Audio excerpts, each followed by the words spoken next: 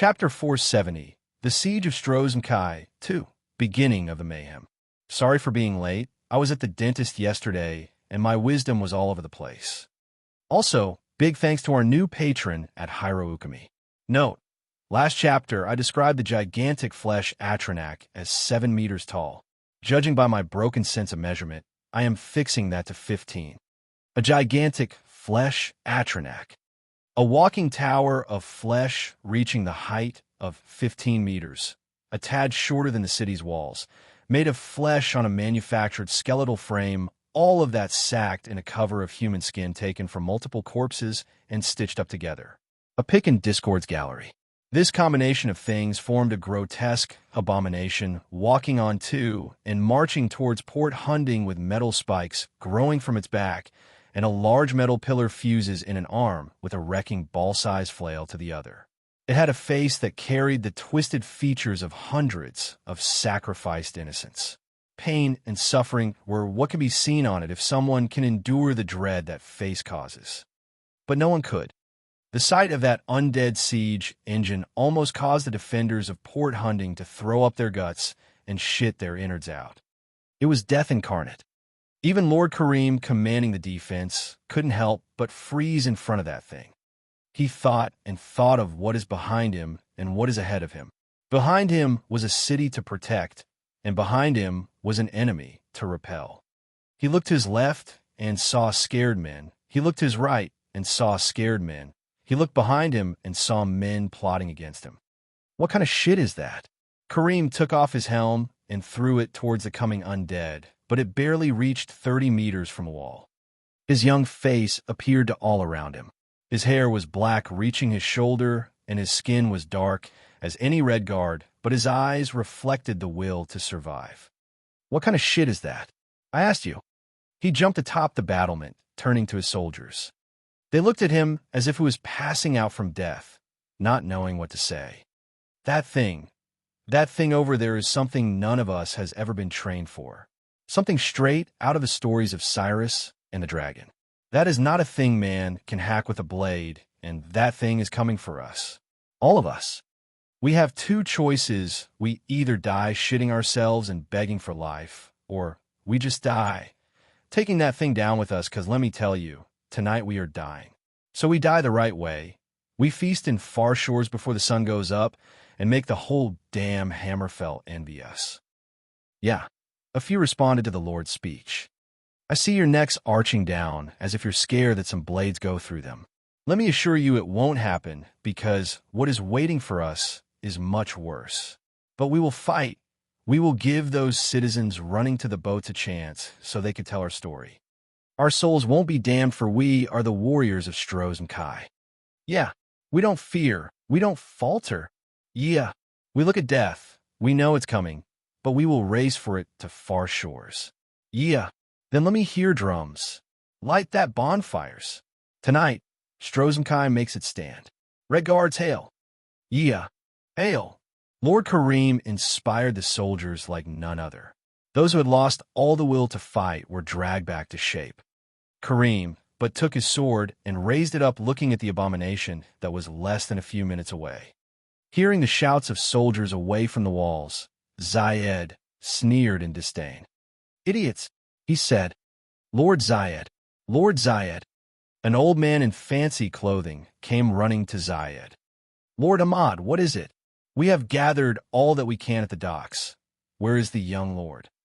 Ahmad asked. Oh, I don't know what to say. Lord Kareem decided to stay and fight. He won't retreat. Zayed said, putting a disheartened face. What? No, you told me you will bring him. He, the young lord, must survive. I am sorry, Lord Ahmad, but we should get moving. Old men like us will get in the way once the fight starts. Oh, look, it is starting. Let's go, let's go.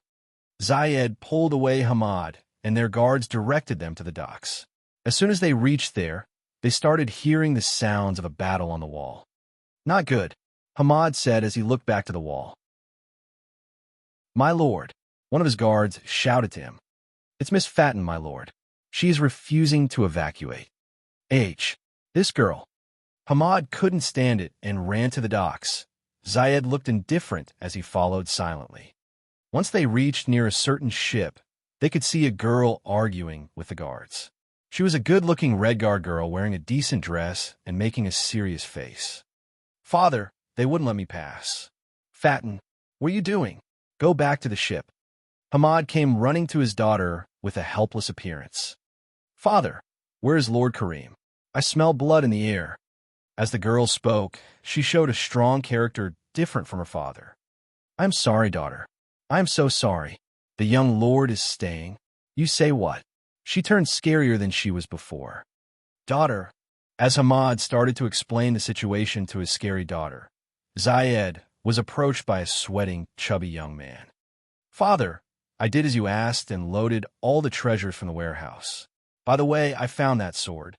Zayed's son, Mansour, was ordered by his father to secure some family treasures in the cargo, and among them, he found an old sword that he suspected to be junk and came to inquire about it. But once Zayed saw the sword, his hair stood up from the scare. "You imbecile, hide that." Zayed was about to shout, but to not cause a scene, he lowered his voice and pushed the sword in his son's mantle. "Don't walk with that around, you fool. Did anyone else see it?" Zayed asked. No, the boy stuttered. "Who saw it?" Zayed pulled his son's ear with anger. "I." Lady Fatten saw it, but she didn't seem to recognize it. The boy said in pain. "Oomph. You better be thankful she didn't." Father, what are we waiting for? Let's leave this island already." Mansour whined. "Stay quiet now." Zayed wasn't pleased with the current situation as the Hamad father and daughter were still arguing. "This girl, why is she giving us such trouble?" "Boy, didn't you say you were already in a good relationship with her?" Zayed asked his son. I didn't. She is okay, but that governor, once he came back from the mainland, she is all about him, father. What should I do?" "TSK. Useless boy, don't worry. The city won't hold much longer. We are leaving right now." Zayed was convinced that the city won't hold as his contact from the other side convinced him so. If he wanted to survive, he was to leave the city as soon as Saintsport village gets torched by the necromancers. The village is on the other side of the bay, and the necromancers are planning to take it, then use its boats to attack the city from the docks. His role was to keep the governor in check, cut assistance from the north to the south, and keep the docks lightly guarded. Also, if possible, he should plot the hunting chargers to go in a confrontation against the undead. This will guarantee the city's finest soldiers being out of the picture, and the morale of the defenders would drop rock bottom. He managed to do most of his role, but the governor was protective of his elite cavalry. Still, Zayed's job wasn't over as he has some last business to take care of. The Hamad family are very rich merchants.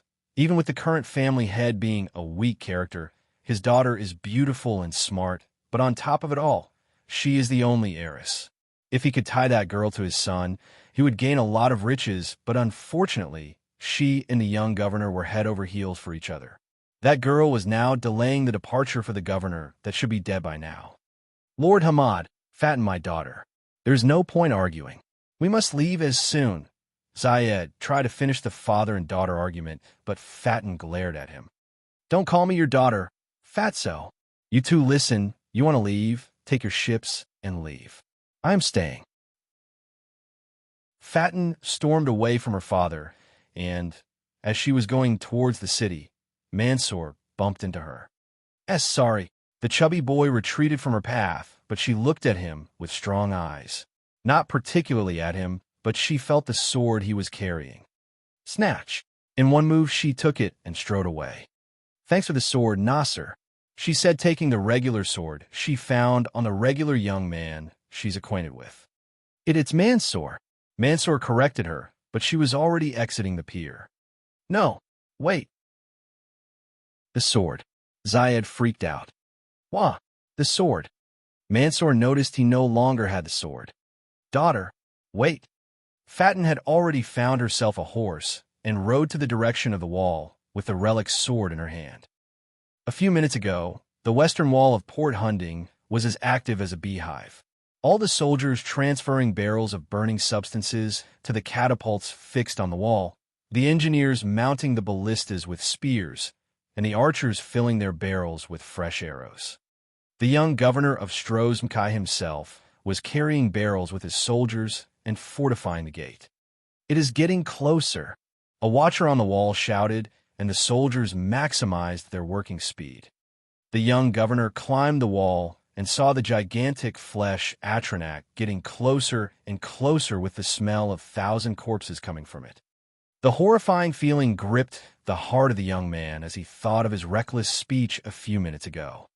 He lied to his men. He knew of the soul snare spell as his ancestor Izara recorded it in her journals. Whoever dies under the spell gets his soul trapped, and he just told his men they will meet after that day in far shores. Such a shame to end those men's lives with such a lie. He was ashamed, but he swallowed it. He looked behind him to the port where Fatin should be. At least she will be safe when he buys her time. Catapults ready. Ballistas ready. Mage squad ready. Archers ready. All his army squads were ready to commence the defense. Send them back to oblivion. And Karim gave the order. Thousands of arrows, hundreds of flaming barrels, rocks and stones, spears and harpoons, spells of fire and light. A spectacle of shooting stars fell on the coming army of the dead without holding back a thing. Boom, kaboom, screech, crash. A scene of absolute mayhem. Every spell and projectile sand at the deal exploded as the land was trapped with a burning pitch. Hell broke loose on the army of the dead. The defensive method gave a great shock to the necromancers and even shook the wall itself. The young governor kept watching how the fire spread in a split of a second, but a large cloud of nasty smoke blocked all the view to the west. No one saw anything or could tell what is happening amidst the smoke. "Did we get them?" a soldier asked, but the reply came grim. "Growl." A frightening voice came from the other side of the smoke. The nasty smell of corpses followed. The certain part of the smoke dissipated, revealing the most hideous of all faces. The gigantic flesh Atronak. It was standing a few meters away from the wall.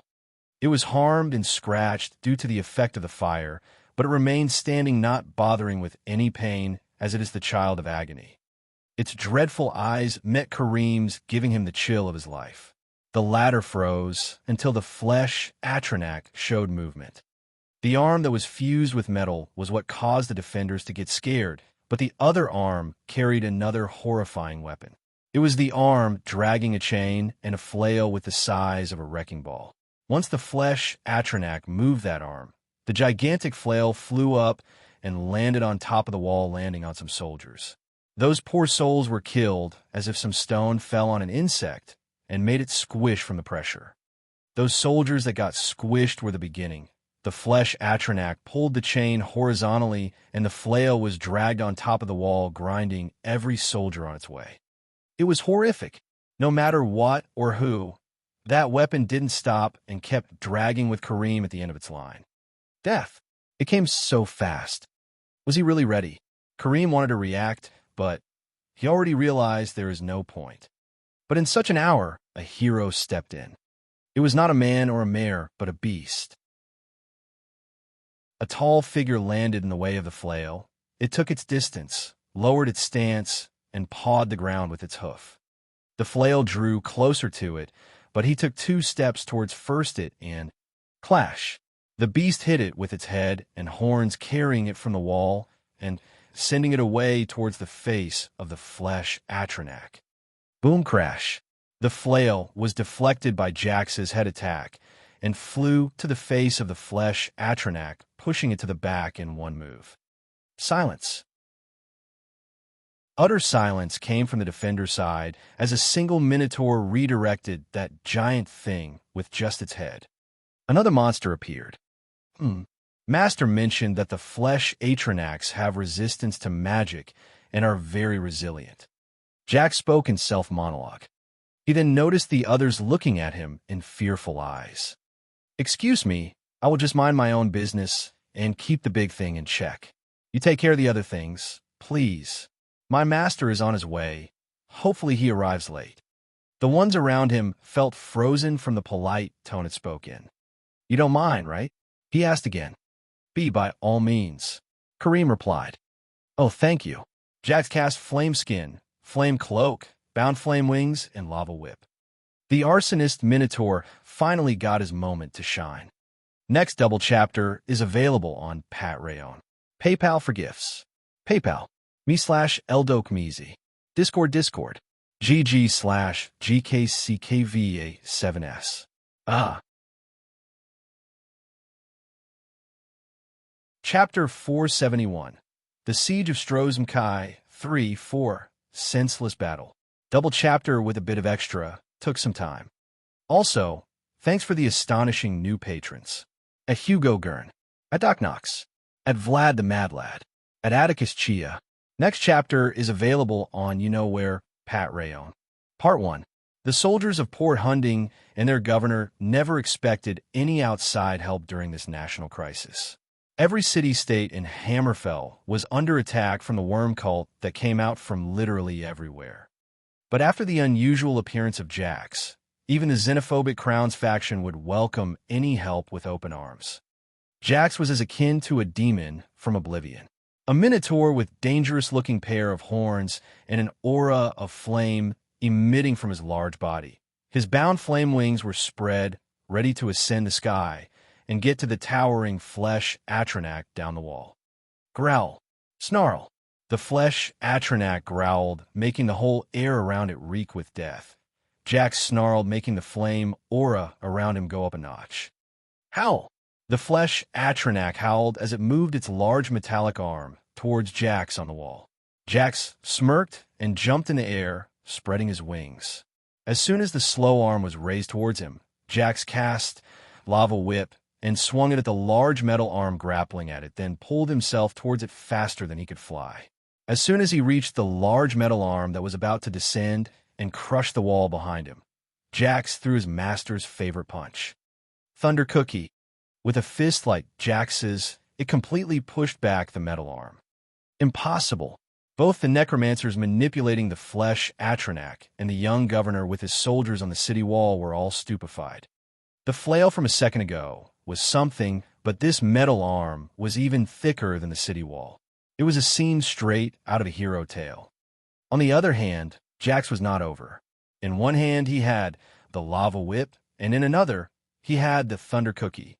He threw the whip once again at the flesh Atronak while being midair and lashed it a few times. He grappled once again and descended on the Atronak's face with his hooves.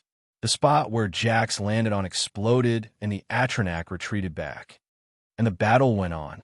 From the wall, Governor Kareem, who recovered from the shock, turned to his men with a bright face. Red Guards, I don't know who or what that is, but the enemy of my enemy is my friend. Support our savior. Archers, fire on the flanks. Mages, protect the front. Catapults, throw to the depth of the enemy's ranks. Ballistas, target those necromancers in the back. Each necromancer you kill is 100 gold pieces. The higher the rank, the bigger the bonus. Kill. The governor howled to his men, and the morale on the city wall improved significantly. The part where many soldiers were killed by the flesh Atronak's attack just now was reinforced and put to use in a second. My lord, the gate is being attacked. A soldier came running. What? How? The necromancers are using their undead and making them explode on the wall. Those dirty fucker. Kareem was infuriated and ran from his post to check on the gate. It was indeed as the soldier said. The undead were swarming to the gate, and the mages were defending it by lessening the number that gets closer. We need to lessen the burden, Kareem thought. He scanned the battlefield with his eyes, comparing the few numbers of soldiers to the large number of the undead. It was then when a devilish idea came to his mind. Commander Malek. He called for his second-in-command, the city captain. My lord, lead the defense, keep it like that, and support this ally, whatever it is. He said, What about you, my lord? Are you retreating? The captain asked. Oblivion, take me before I do. I am taking the warband. Kareem said with maddened eyes, making his captain shiver, but he couldn't stop his lord. Stay safe, my lord. In every city-state, there is a guard force and a warband. The defense and the offense. The warband of Strozmkai was known across Hammerfell that despite being a band of islanders, they were one of the most dangerous forces on land, even with their low number. Chargers, to me, Kareem shouted, summoning the warband from the defense wall. Red Guard men and women with strong presences started to retreat towards him and gathered in a tight circle down the wall. He spoke, and a bloodthirsty atmosphere formed around them. They headed out after that to the northern gate. Fatten took a sword and a horse, not knowing the identity of the sword that she paid no care about. As a daughter of a merchant, she lived a good life all her years, but she was a bit of a troublemaker. She loved horsemanship, swordsmanship, and marksmanship, the three arts Red Guards excelled in. Despite the will of her father, she was trained by her mother, who was the daughter to the former captain of the hunting chargers. Thus that girl grew to be a good fighter. Hiya! She sped towards the western wall, where the defense was, and arrived at it in a few minutes after taking detours around the defenses prepared in the city in case the wall didn't hold. Once she arrived, she jumped off her horse, climbed the wall, and looked for Kareem. Lord Governor, she called, but he wasn't anywhere near his post. She then saw the one leading the defense to be the city guard captain. Captain Malek, she called the man, crossing her way among the coming and going soldiers. Lady Fatten, what in oblivion are you doing here? Where is his lordship? He took the chargers to the north. Once he said so, she turned to the north with a pale face.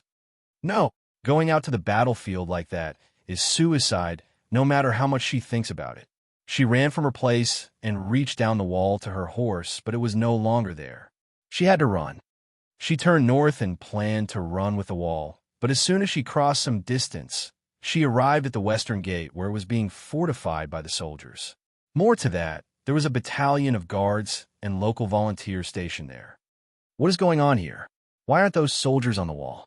She spoke to the highest-ranked soldiers she saw. What are you doing here, girl?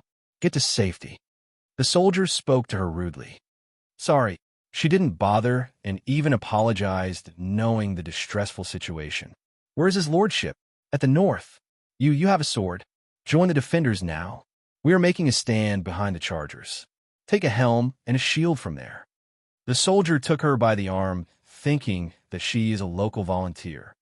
Fatten found herself in front of a carriage distributing weapons, helms, and shields.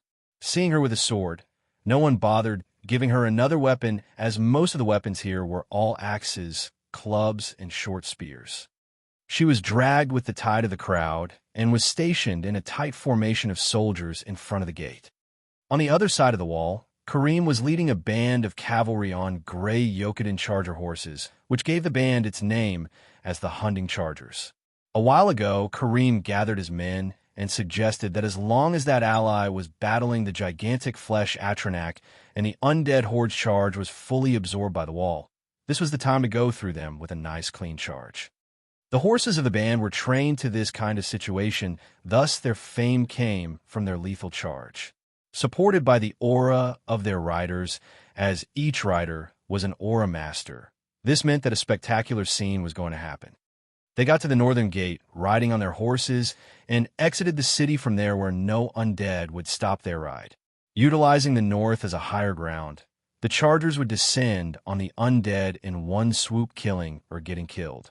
The right move would be directly facing the necromancers in the rear of the undead, but these fuckers were well defended by their dead minions, thus lessening the load on the wall was the top priority. The hunting chargers in the siege of Strozmkai. Pick in Discord's gallery. Kareem's action will be recorded as daring in a time of great desperation, but that's years from now, and it wouldn't have succeeded if not for the unexpected elements that will show up in the latter half of the battle. In the meantime, all the thoughts in the head of the young governor were to blast through those undead. Despite not being a charger, he was at least capable of handling a charge. As the horses ran in the open land and turned south towards the enemy, the wind resistance made Kareem feel his body being strengthened and his heart being forged. Charge at them. What came from oblivion should be sent there, he called atop his voice. The chargers around him shouted to harden their hearts and release their auras. They lit the charge around them as they all trained the easiest, the most simple, and the most destructive type of aura, the flame.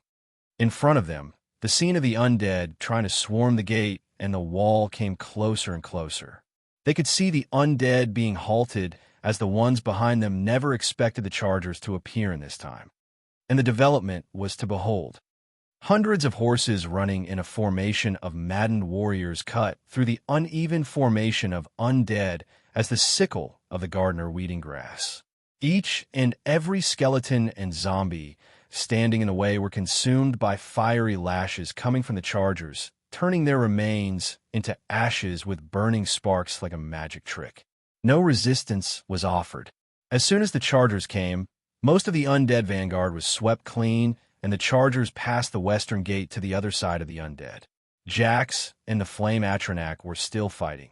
The gigantic Atronak was walking on two uneven legs, felt like it was falling, so it used its metal arm to support itself to the ground, dealing light casualties to the chargers. The city gate was opened, and the defenders charged through, killing each undead they came through.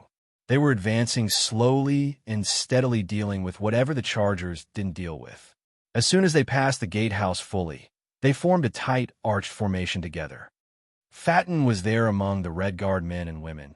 She may have found herself in that situation, but no one paid heed to how young or ladylike she is. Other ladies were in the same formation as her too, and they were growling like beasts ready to face whatever horror comes at them. Of course, the Battle of Jax and the towering flesh Atronak was an exception. On the charger's front, they took a large distance away from the battle, then turned around again, this time to the rear, towards the necromancers. "Get those horse sons! Red Guards! Red Guards!" The hunting charger, proud and domineering, gave their all to the charge and called for their ancestral power, the adrenaline rush. A mystical power few of the Red Guards were blessed with gave them the edge in every open confrontation, and here it made them look like beasts. Their muscles bulged and their eyes brightened. Every bit of their instincts as warriors was hyphenated for the final charge to cut the head of the snake. The horses crossed the sandy field, heralding the end of the bitter fight. The necromancers recognized the threat of the chargers and panicked. "Why are the others not attacking from the south already?" A necromancer shouted. "Something is wrong. They don't seem to have even crossed the bay. Those trashes. Do something. Damn it. Help me, comrades. Control that Atronak with me." To face the charge, the necromancers had to turn to the only card capable of dealing with the chargers. Half of the necromancers leading the undead horde gave up their control and focused on the flesh Atronak instead, pulling it from the fight with Jax towards the chargers. "Hiya! Kill them!" The hunting chargers used their speed and superior strength to penetrate through the first defensive layer of the worm cult. The low-ranking worm cultists were slaughtered like rats, but the true head of the snake was the ones in the core of the formation not too far away. Should the chargers reach them, this battle will be over. There was some hope seconds ago, but right now, the situation turned dire. That gigantic flesh Atronak turned around and chased after the hunting chargers. It wasn't fast, but its pace was wide, and soon it blocked the chargers' way, then it started a rampage towards them. Even Jax, who was chasing the flesh Atronak Madair, couldn't do anything at that point. "Disperse. Spread around." Kareem shouted for his men to avoid the coming disaster. The charger's formation was broken, and Kareem's protectors led him to the east back, towards the wall where the defenders at. "Your lordship, it is dangerous now. Order a retreat. Get them to safety." "They won't retreat unless you do. Your lordship." The situation that was in favor of the chargers turned dire in a split of a second once the gigantic flesh Atronak started rampaging. Kareem and his men couldn't handle the situation, while the core members of the necromancers gained momentum and started firing spell to hunt down the chargers. 3 of the chargers were blinded by their adrenaline rush and launched themselves with their horses at the enemies, taking down a bunch each before getting surrounded and killed from all fronts. Damn it! Kareem saw the demise of the 3, and it got to him, but he wasn't dumb enough to fall here. He finally managed to reach the line of defenders of the western gate, but once he was almost there, the battle between Jax and the flesh Atronach heated once again, and Jax managed to damage the whole left shoulder part of the arm, carrying the flail. Still, now that Jax was closer to the necromancers, they didn't spare him from their attacks. Jax was forced to retreat, but he was actually being baited. Once he reached a certain spot, he found himself in the trajectory of the Atronach's metal arm. Shit. Being a still target midair, the metal arm slapped Jax away towards the retreating chargers. He was falling like a meteor, and in his path was none other than the young Governor Kareem. "Kareem, be careful." A shout from a familiar voice alarmed Kareem to his situation. He jumped off his horse to the side, and by the next second, Jax landed in an eruption. Kareem crashed to the ground and rolled around between the legs of the other horses, but he protected himself. He looked up and knew he was saved as soon as he saw what became of his horse. The defenders and the chargers ran and circled him, pulling him to retreat. "Kareem!" But that voice called for him again. He turned around frantically, trying to spot the owner of the voice. Fatten, I'm here." A volunteer ran through the tight ranks, raising her sword and shield. Her helm fell off her head, and that's when Kareem spotted her. "Come." In the tightness of the crowded defenders, the two young lovers squirmed their way to each other. Kareem reached out to her from the shoulders. "What are you doing here?" he asked with a shocked face. "I'm here for you," she said with a bright one, and touched his face. He was bleeding from his forehead and the side of his face. "Go back. Take her to the wall," he said to any of his guards, but he found himself strayed from them. "I'm not leaving you. We're in this together," she said with an offended face.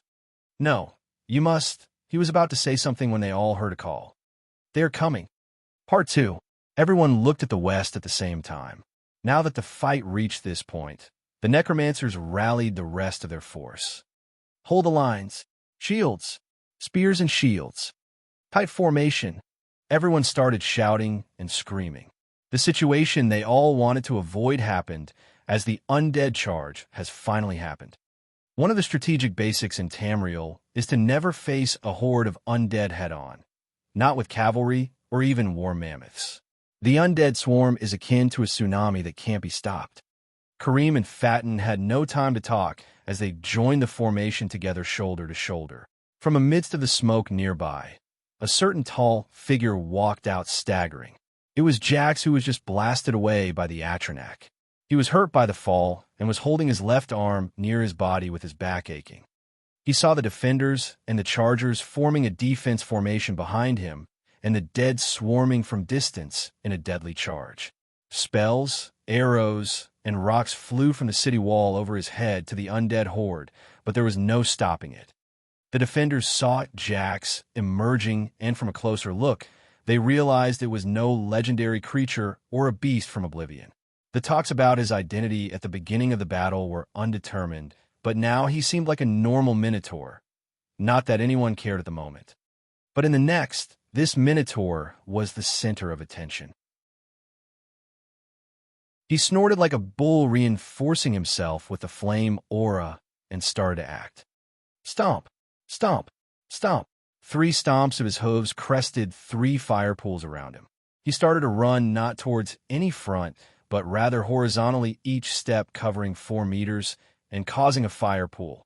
With his hand, he was casting flame wall to the side, making a line of fire in the way. "Ha ha! You want to pass? Let's see if you can." Jax was in a good mood despite his injury. The fight against the flesh Atronach just now was blood boiling, and he felt his rage being all vented on an opponent that won't fall no matter how many blasts he could dish out. Being John's in turn, he has piled up a lot of stress as of late. He walked behind his wall of flame that reached 5 meters in height, feeling the steps of the horde coming from behind it. Once it came closer, the horde breached the flame wall with force, but anything that passed was scorched in the flame. Whatever survived the wall had to cross the pools, and no undead was strong against the fire. The first wave was all taken by Jax, making the defenders shiver from the power of that minotaur. The second wave started preaching the flame wall, and the necromancers were dispelling it. The undead piled on the fire pools, and the whole defensive array Jax created was over. But two things were gained. The undead charge was mostly absorbed, and reinforcements from the city joined the defenders on the gate. Kareem and Fatten reached the forefront of the formation and joined the elite force to face the coming undead. On the other hand, the necromancers lost most of their precious army and were in a tight spot. We must retreat for now. We can't. The damages we're lost are insignificant. We still have the Flesh Monarch and our personal summons. But the southern team, they will be there. Have faith, comrade. The necromancers decided to bring out their trump cards, the summons from the ghost world. Void distorted as many undead started coming through. They were felt baleful, dangerous, and intimidating. Snort. Jax knew what was going on, but he was more worried about the flesh Atronak that was still marching slowly back to the battle. Yet now he had to deal with those mummies. He cast the Lava Whip, summoning a large flaming whip with 3 endings that he kept swinging around, creating a large ring of fire. He also cast Bound Flame Wings and spread them widely without flying. And the undead charged. Hold your positions, Kareem shouted and coveted Fatten behind him. The clash was dire. Each undead around Jax was turned into sparks by the lava whip, but they still kept swarming. The mummies were strong but got blasted away by his whip. The only thing that stood to him were the bone colossuses. The rest of the undead clashed with the defenders, and the necromancers stated casting corpse explosion at the cannon fodder undead, causing serious casualties to the defenders. Hold the line. Don't stray from each other, Kareem shouted, but to no use. The panicked soldiers could barely keep themselves in formation after such a vile tactic used by the necromancers. Some of the brave ones started charging at the undead, trying to take those running bombs down before they explode in the crowd, even at the cost of their lives. The ones around Kareem and Fatten charged to protect him, yet he was pushed forward by them. Kareem, wait! Fatten couldn't help but run after him too. In less than a minute, the two found themselves in the middle of the fray. Kareem, she called as she lost visual of him. Damn it! Fatten, stay with me. Kareem ran to her from behind, and the two joined one another. The first skeleton that came towards them was blacked by her shield. Then Kareem advanced and destroyed the skull by his sword. The chaotic situation became more messy, and the two started fighting back to back. It was dangerous, too dangerous for the two of them, as everything started making less sense. Zombies charging at them were rammed away by the rampaging Minotaur. He spread his bound flame wings and used them as weapons by slashing with them, or shields by joining them together. He would fly with them for a few meters and land the midst of any undead formation, obliterating it with his hooves. A skeleton jumped on Fatten and pushed her shield aside. The girl was about to lose her protection when Kareem managed to cover for her. She looked at him with a face overwhelmed by exhaustion, and he tried to fend for her, but behind him, a voice rang in her head. She didn't recognize it, but something told her that him is Kareem. She pulled him towards her and put the shield forward then. Crack! A flying lightning spell landed on her shield and made it explode in splinters. Luckily, she was fine. Duck together.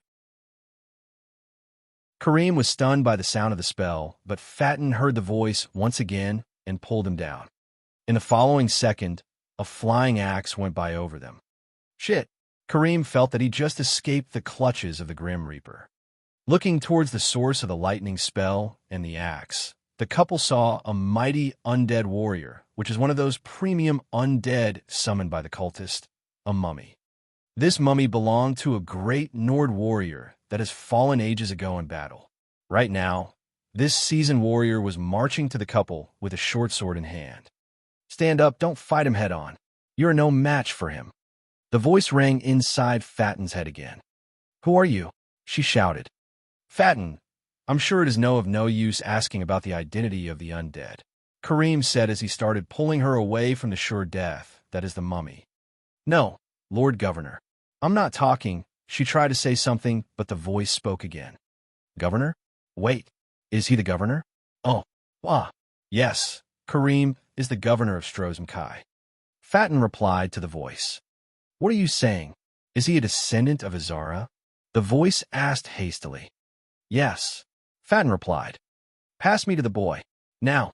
Oh, pass you. Yes. Pass him. Pass the sword. There is no time. Hurry. Oh. As the voice urged her, Fatin simply stopped Kareem and put the sword in his hand.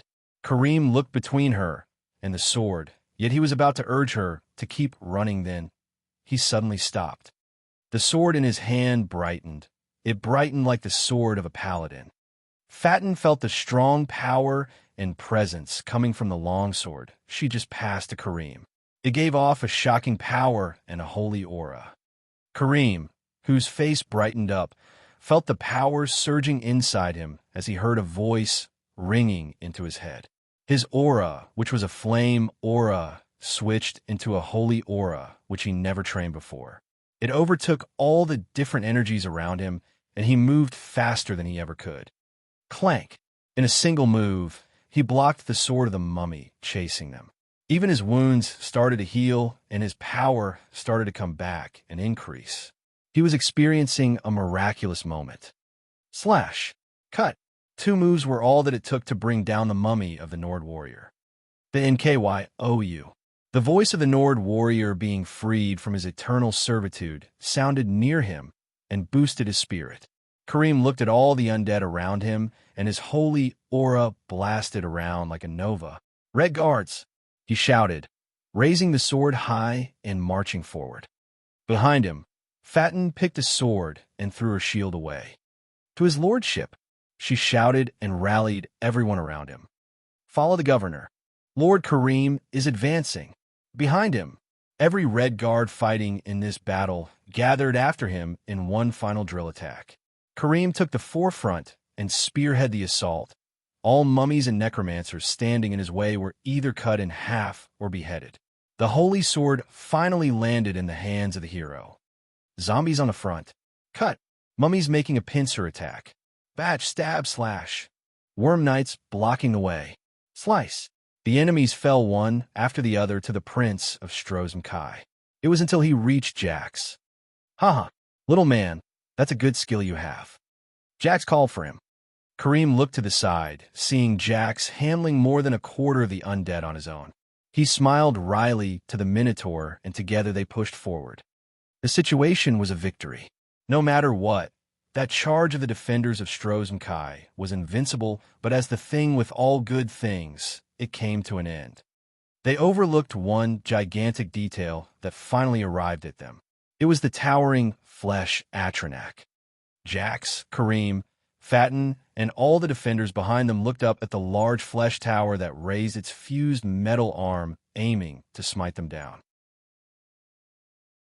As there was no escape, there was no fear. It was do or die, now or never.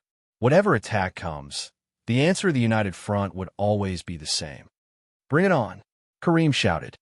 This shout wasn't just for the flesh Atronak that is about to end them in one hit, but also to the red guards around him to untie their aura and stop the coming attack together. Hiya! The whole formation of fighters cried out whether they were aura masters or not.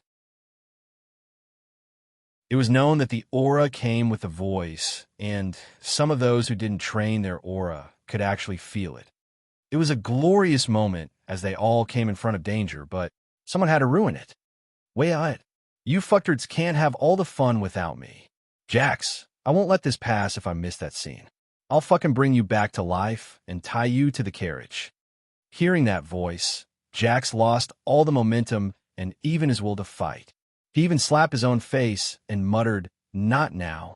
A rider in ebony on a black Yokudan charger horse, known as Jurgen, entered the scene as fast as lightning.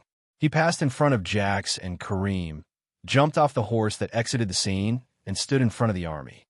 A team of exceptional individuals was right on his heels, jumping off their Atronak horses. The man in ebony looked at the gigantic flesh Atronak and smiled widely.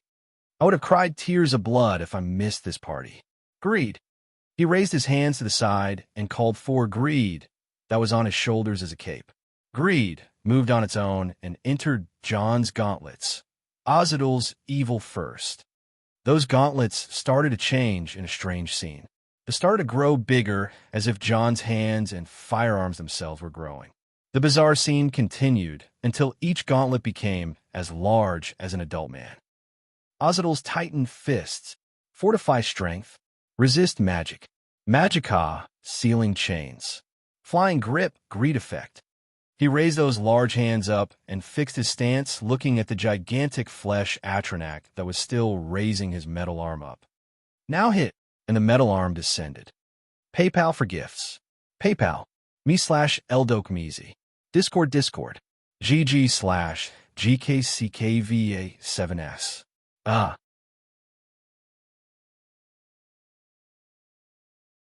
Chapter 472.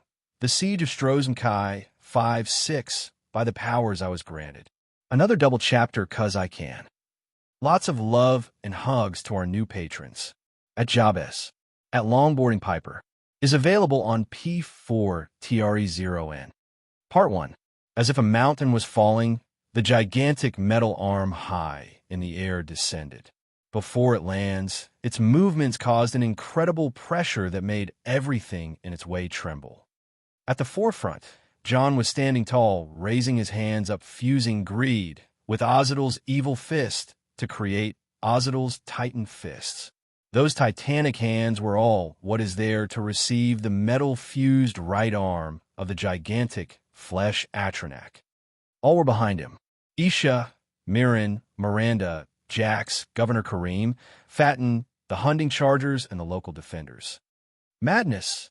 Kareem, the man who led the last charge of Strozmkai, muttered while watching John, a complete stranger who out of nowhere, stepping between them and the flesh Atronak, demanding to receive the attack all by himself.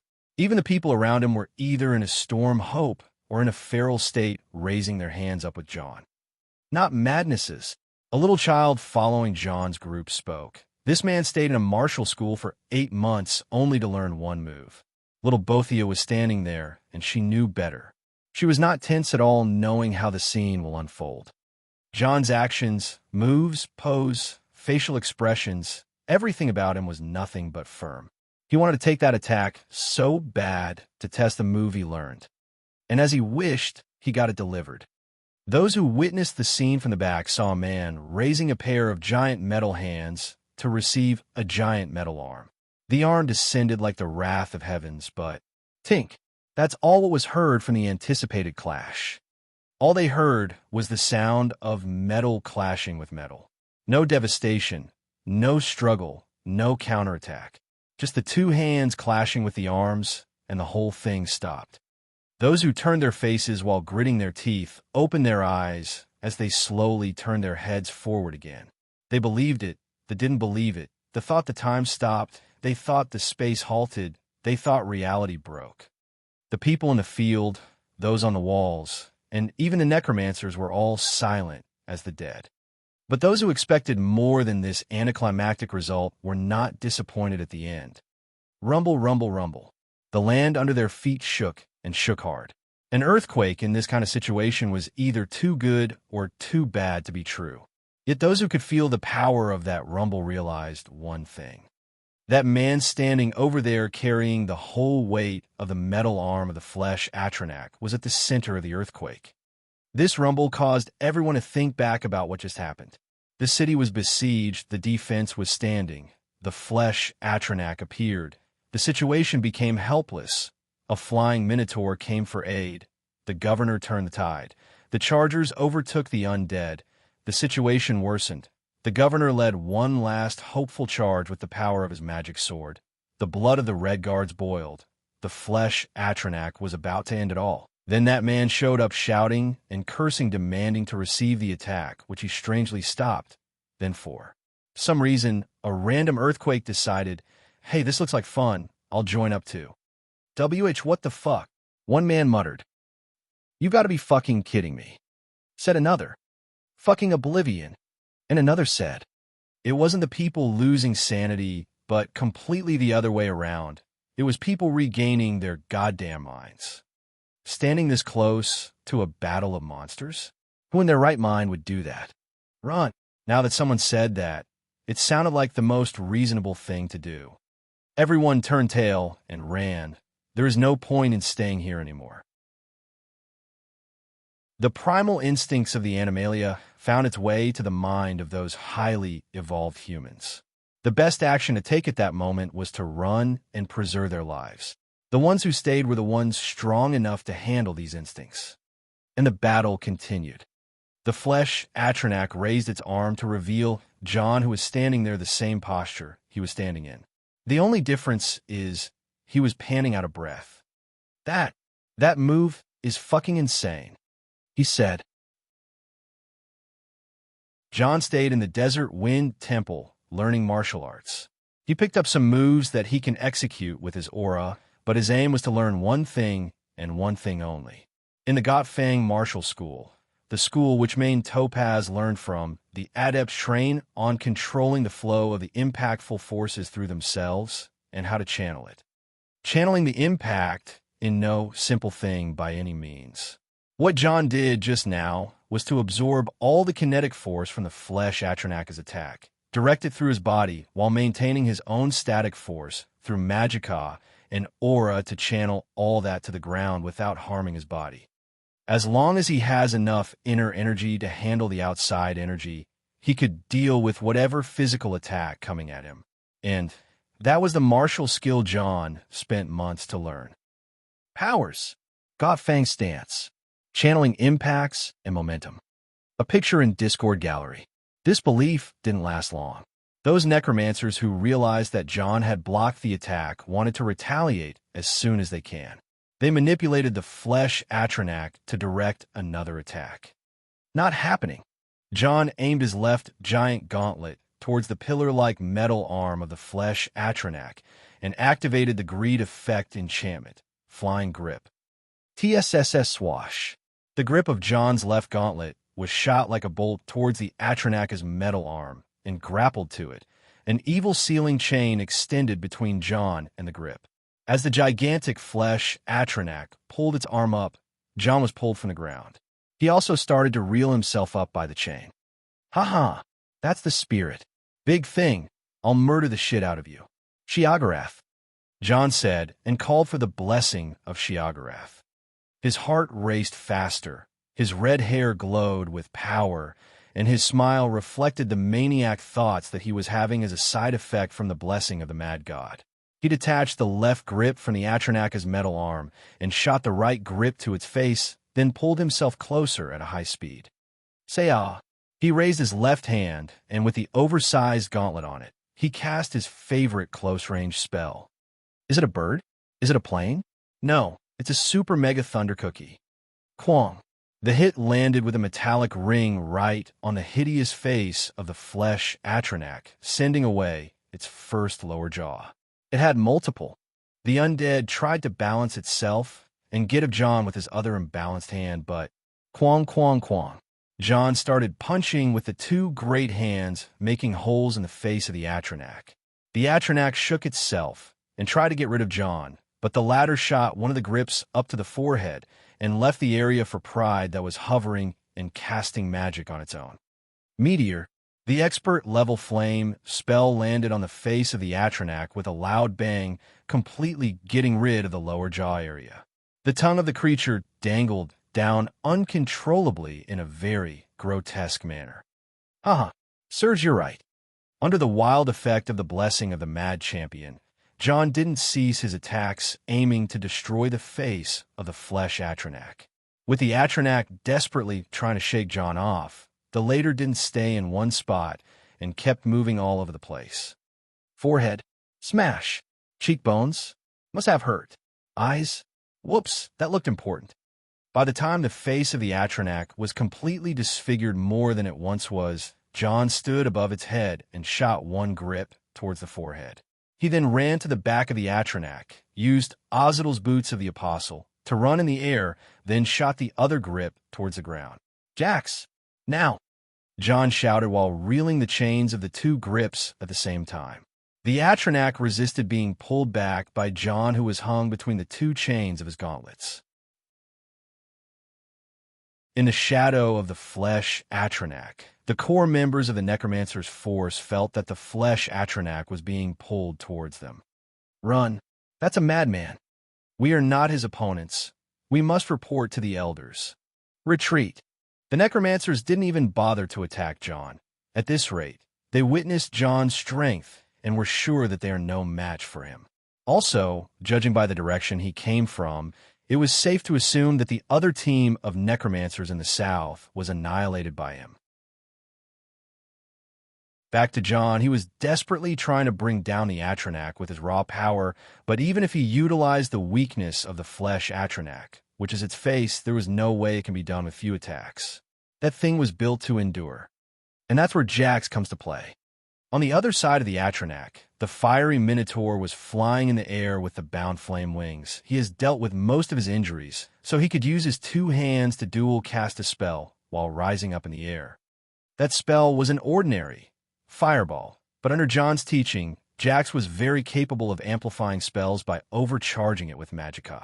The spell started to grow bigger and bigger on his hands as he reached the broken jaw of the Atronach. Eat this. And Jax shot the spell in the open mouth of the flesh Atronach. The whole head of the flesh Atronach brightened as it started to swell then. With a booming sound, a spectacular explosion happened. The towering flesh Atronach twitched hard as its body lost power. Losing the head was not the problem to a normal undead, but a synthesized Atronach needs a core to operate, and it was best to hide it under the thick bones of the skull. In the lore, there are Daedric Atronachs and non-Daedric ones. Daedric ones are the normal, flame, frost, shock, and variations, while the non-Daedric are actually golems. With the effect of John's grappling gauntlets, the Atronach started collapsing backward.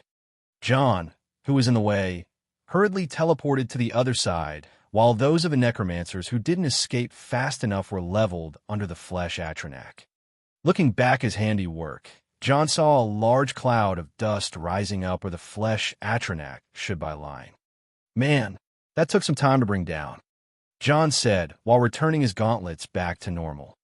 You want to do it faster than that? You have already given those red guards the fright of their lives, Mirren said while dusting off his robes. That will make it easier to communicate with them, John said. More undead are coming. Little Bothia pointed forward. There was clearly a number of zombies and skeletons passing the dust and running towards Port Hunding. The necromancers are escaping and using their undead as decoy. Useless, Miranda said while raising her bow of shadows, ready to deal with those small fries. Let's not do that. John stopped her. Nefertiti will track those necromancers, and we'll leave the undead to not make them suspect that we're watching them. Also, the city defenders would find it fun to bully the last bit of undead to regain their confidence. The team decided to end the action here today. Part 2. It was about dawn when the whole thing was over. The corpse of flesh Atronach was lying there waiting to be burned so no diseases spread out. The decoy undead headed towards the city wall. John and his team arrived at the city, and the young Governor Kareem was managing the aftermath from his post on the wall. John walked up the city wall, followed by his team. No one stood in his way, but rather most people took distance from him. Such a monster who stopped the pillar-like metal arm of a gigantic flesh Atronach is by no means human. Once he topped the wall, he looked left and right until his eyes landed on Kareem.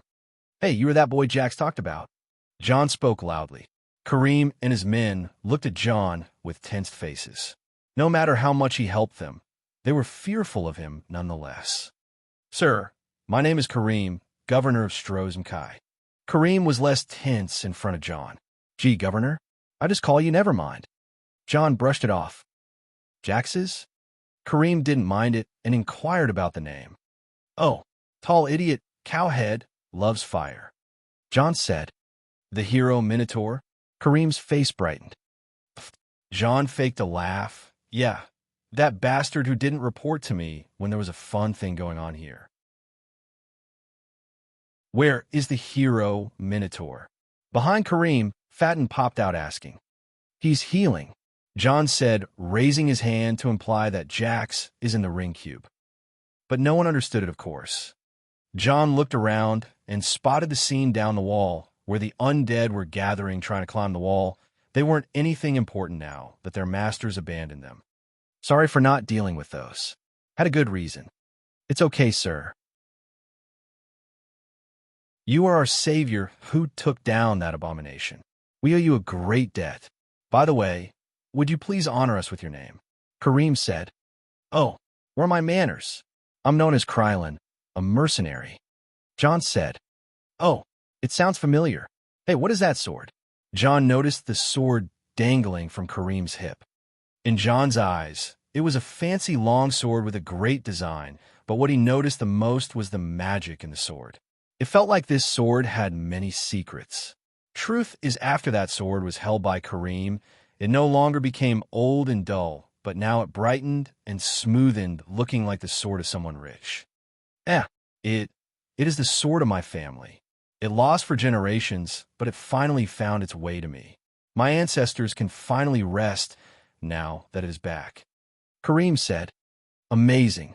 It looks very old, judging by the carvings. How old is it? John asked out of professional curiosity. I don't know, but it was said that this sword was passed down by the first from my family, ancestor Azura. Kareem said. Izara? Like the Izara? The sister of Cyrus, the Red Guard? John questioned. Yes. You know the tale? In 3D, in details, I mean, Izara and Cyrus are a sister and a brother who lived 800 years ago during the Tiber Wars. They fought for the independence of Hammerfell against the new Emperor Tiber Septim and ended up with a good peace treaty with him, which was favorable to Hammerfell. Cyrus is the player character from the Elder Scrolls Redguard, a very early game in the franchise. A sword related to that tale is only one sword. The Soul Sword. The Soul Sword is a shimmering long sword imbued with the soul of Prince Ader following his death in 2E864. Aside from being a powerful weapon, the sword can move of its own accord and allows Ader's spirit to communicate with the wielder. Seeing such a sword is like getting a glimpse of history. Your lordship, your lordship. As John was conversing with Kareem, some men started running on the wall towards Kareem. These were Zed, Hamad, and other rich and nobles who were here for many reasons. Hamad checked on his daughter and pulled her towards him. Zayed tried to pass John, but the latter was too large to notice the short fatty. Hey you, move aside. Who do you think you are? Zayed shouted at John. Krylin, a mercenary. John said. Oomph. Zayed snorted and turned to Kareem. Your lordship, thank the gods for your safety. Zayed was shaking in front of Kareem. Thank you, advisor. Zayed turned to Fatin afterward and approached her. Young lady, when you ran from the docks a while ago, you took my family's sword. Zayed was speaking in a low tone. A what? She questioned. Nothing much really. Is it with you? Did you lose it? Zayed asked softly, but Fatin has already seen through something. No, I didn't lose it.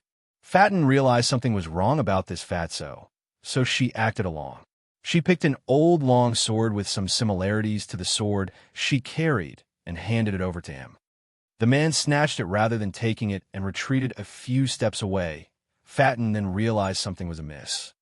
According to what Kareem told her, there was another story to this soul sword involving the late generations of his family. The soul sword carrying the soul of Prince Ader have mostly reacted to the descendants of Azara or the descendants of Cyrus, thus it was proper to only be carried by them. Also, this sword has his political views as it supports the crown's faction. More to that, it prefers people with power and potential. The thing about it is that it became a symbol of power and the badge of a ruler in Strozmkai, thus an incompetence governor once created a replica to claim he hears the voice of Prince Ader. Many replicas were created later by some generations of Kareem's family until they started to decline and the real soul sword disappeared at some point of time. Knowing this and that, Fatin whispered a few words to Kareem, who was conversing with the curious mercenary Krylin. Kareem's face stiffened, and he looked at his vizier, Zayed, with sharp eyes. Even a 7 years old can understand what happened right now. John could hear the whispers of Fatin, and he looked at Kareem, curiously waiting for his reaction. Kareem put his hand on the hilt of the sword in his hip and closed his eyes for a moment before have a momentary sly smile. Zayed, Kareem called. Yes, my lord. Zayed said while keeping the old sword in his robe, walked closer with a sweaty face. That's your family's sword? Kareem asked, pointing at the sword Zayed was desperately hiding. Zayed looked left and right while swallowing his saliva and nodded with wary expressions. Kareem then opened his hand toward Zayed. May I? He said. Zayed felt like his head was getting light and his knees were losing power, but he hardened up his face and replied, I am sorry, my lord. This sword is an old thing with obscure powers. It is a miracle that Lady Fatten used it without hurting herself. Zayed claimed. Obscure powers? That sword is not even enchanted. Out of somewhere, John appeared behind Zayed and patted the man's shoulder. Zayed saw a Nordic Goliath standing next to him with a suffocating presence. He felt that his shoulder from just now was about to turn into dust under that man. But what's on stake was much more important than surrendering here. What does a brute like you know about magic swords? Oomph. Zayed retorted, but later felt that he shouldn't have tried his luck this far. Oh, my sweet summer child, John said. Well, other than being a master enchanter and knowing how to do that, John used greed to transfer Ozidal's evil fists to Ozidal's titan fists that covered the whole view of Zayed, then returned them to normal. Other than that, I don't know much about enchanting, right? John said with a smug smile. Zayed couldn't help but be on the verge of collapsing with a fine hint from John's tyrannical aura. Zayed, Kareem called once again, May I? To Kareem's hanging hand, Zayed couldn't help but offer the sword he has with a shaking hand. John wanted to see what happens next. Kareem took the sword and looked at it, making a hum, then a theatrical act started. The soul sword of Prince Ader? Wow. This is the lost relic that guided my family. Zayed, you found it, oh. The sword is speaking to me. What? Zayed's ancestors stole it. Impossible, but makes sense. Zayed is from the forebears. Could it be? No, I am shaken. And my lord. Zayed wanted to retreat as Kareem turned to him, but he found John behind him. It seems like I need to punish you, Zayed, and all of your family. Kareem said. Wait. Zayed stopped and raised his hand. Lord Kareem, think about this carefully. You can't handle the opposition of the forebears if something happened to me. Even if you have allies in Sentinel, they won't forgive it if one of their own was killed by a crown. It seemed like Zayed wasn't a dumb ball and used the political bargaining chip. Kareem stopped and looked with sharp eyes at Zayed. If it is about the forebears, I am not even worried about them. And in these times of great distress, who is going to care about a tiny lord like you? Zayed? Kareem was willing to seal Zayed's fate here and now. That's why he acted extreme. But there was someone whose whole character was based on the extreme itself. John simply threw the dirty vizier from the battlements with a light push. Why? Every single person who witnessed that was utterly speechless. John just murdered an official by throwing him off the wall. Those who looked where Zayed fell saw him sinking in the remnants of the undead horde gathered under the wall. Now that what's done is done, let's talk real business here, guys. Miss, I'll be borrowing that guy, but because it is getting dangerous, I want you to answer some questions. John spoke to Fatten. Okay. Do you like this guy and will want to spend your ever after with him? I do. Fatten nodded. And you, Governor, do you love that girl and would want to spend your ever after with her? Of course I do, Kareem said firmly. Young love. I always wanted to say that next part. John became all excited. Ahem. Then by the powers I was granted from Akatosh, Talos, the All-Maker, Shiagarath, Azura, and Hermias Mora, I pronounce you man and wife. You can kiss already. PayPal for gifts. PayPal. Me/Eldokmeezy. Discord. GG/GKCKVA7S.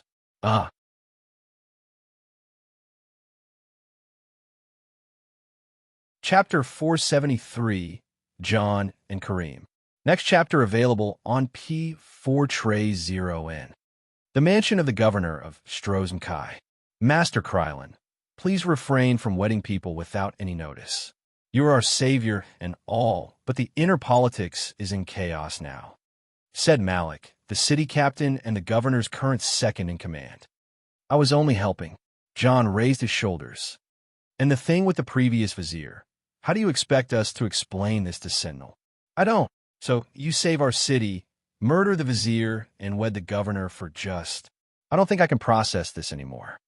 The one-sided argument where Captain Malik kept nagging John for answers was not progressing at all, as John kept a full-on indifferent attitude.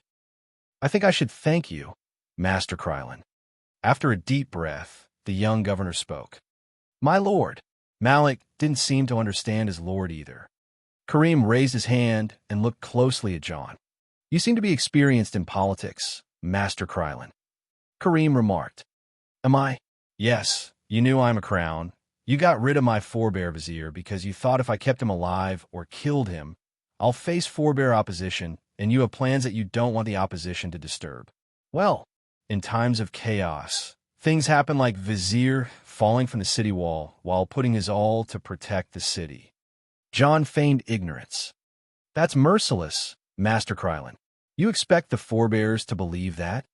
You don't need to explain anything to the forebears. They already suspect you. Your lordship should focus on the public. Make the rumors run around.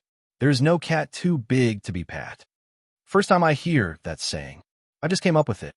"Oh, I see. You really are good politics." Kareem smiled. John raised his shoulders, not confirming or denying, but then he smiled. "I think you should focus on your wedding at the moment," John said. Kareem's face froze, and he became speechless. "Was it all right to put the governor in such a situation?" asked Isha, who was also attending the meeting. "It was tempting at that moment, but you still can't say it is not a good thing," John said. "How so?" "The wedding of a governor should be blessed by the highest authority," Isha retorted. "How? Are you questioning my authority?" John looked at her with a serious face. "I was talking about the king of Sentinel or a religious sect." "Oh, so that had to happen. Come on. If we let those guys with this poor guy, they would have made it political as shit. At least he married the same way I did." "And how is that? After valiantly defending his city from evil, leading his people to victory, then kicking a marriage off right after. I was actually going to do the ceremony after the victory and go with the proper procedure," Kareem said with a disheartened face. "Believe me, I knew. That's why I had to skip the whole thing. I heard you Red Guards can have weddings that last for a week," John said. "So that was your aim all along?" Captain Malik shouted. "I see." Kareem massaged his temples while thinking. "So all you wanted was for me to skip the ceremony. Just merge it with the victory celebration and make it a day?" John demanded. "What is your aim?" Your chargers and some ships," John said, raising 3 fingers to Kareem. "You're kidding, right? The city just almost faced annihilation, and you want our support in an expedition." Captain Malik said. "You could take another extra day, but remember," John turned to Kareem, "we are running short on time. Not all parts of Hammerfell will be as lucky as Stroz Kai, Governor. You can clear your island from necromancers, but more will come if you don't sail to the mainland with me. I'm not short on manpower, but I need Red Guard manpower, and..." John tried to pick the next words more carefully while pointing at Kareem. "A figurehead?" Kareem asked. "Didn't want to use that word, but yes. I need someone to appear as the savior of the day." John was blunt and didn't hide the fact that he has a big ulterior motive. "You are not honest, outsider. You saved us for your personal gain. While we want to feel thankful and lucky, your demands need more explanation." Kareem didn't budge in front of John. John rested back on his seat and looked at Kareem with a smile hidden behind his solemnness. "There's circles of powers in this world, political circles, cultist circles, Daedric circles. What is attacking Hammerfell is one of those circles," John said. "We are aware of the worm cult, if that's what you are referring to," Kareem retorted. "Well, in our case, the worm cult is a part of a bigger circle." "What are you talking about?" John sighed and decided to reveal some parts of the story to Kareem and his aides.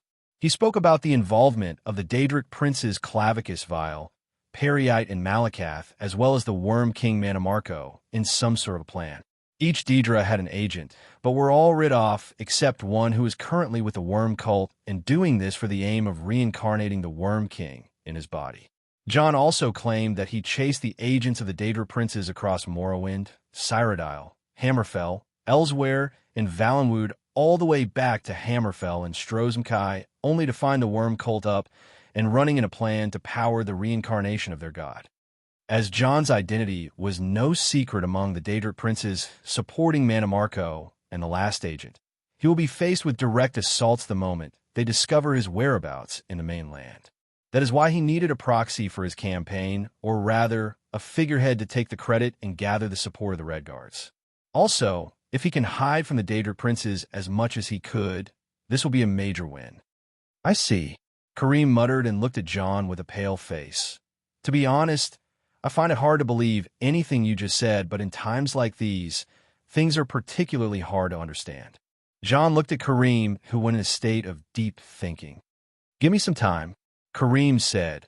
I'll prepare a celebration for the city and send my raiders to clean up the rest of the necromancers. I think we will need your help. After all, we can't leave this city if the necromancers aren't rooted out from its surroundings. And from its inside as well. John said, You are right. Kareem stood up and left the meeting room alongside his aides.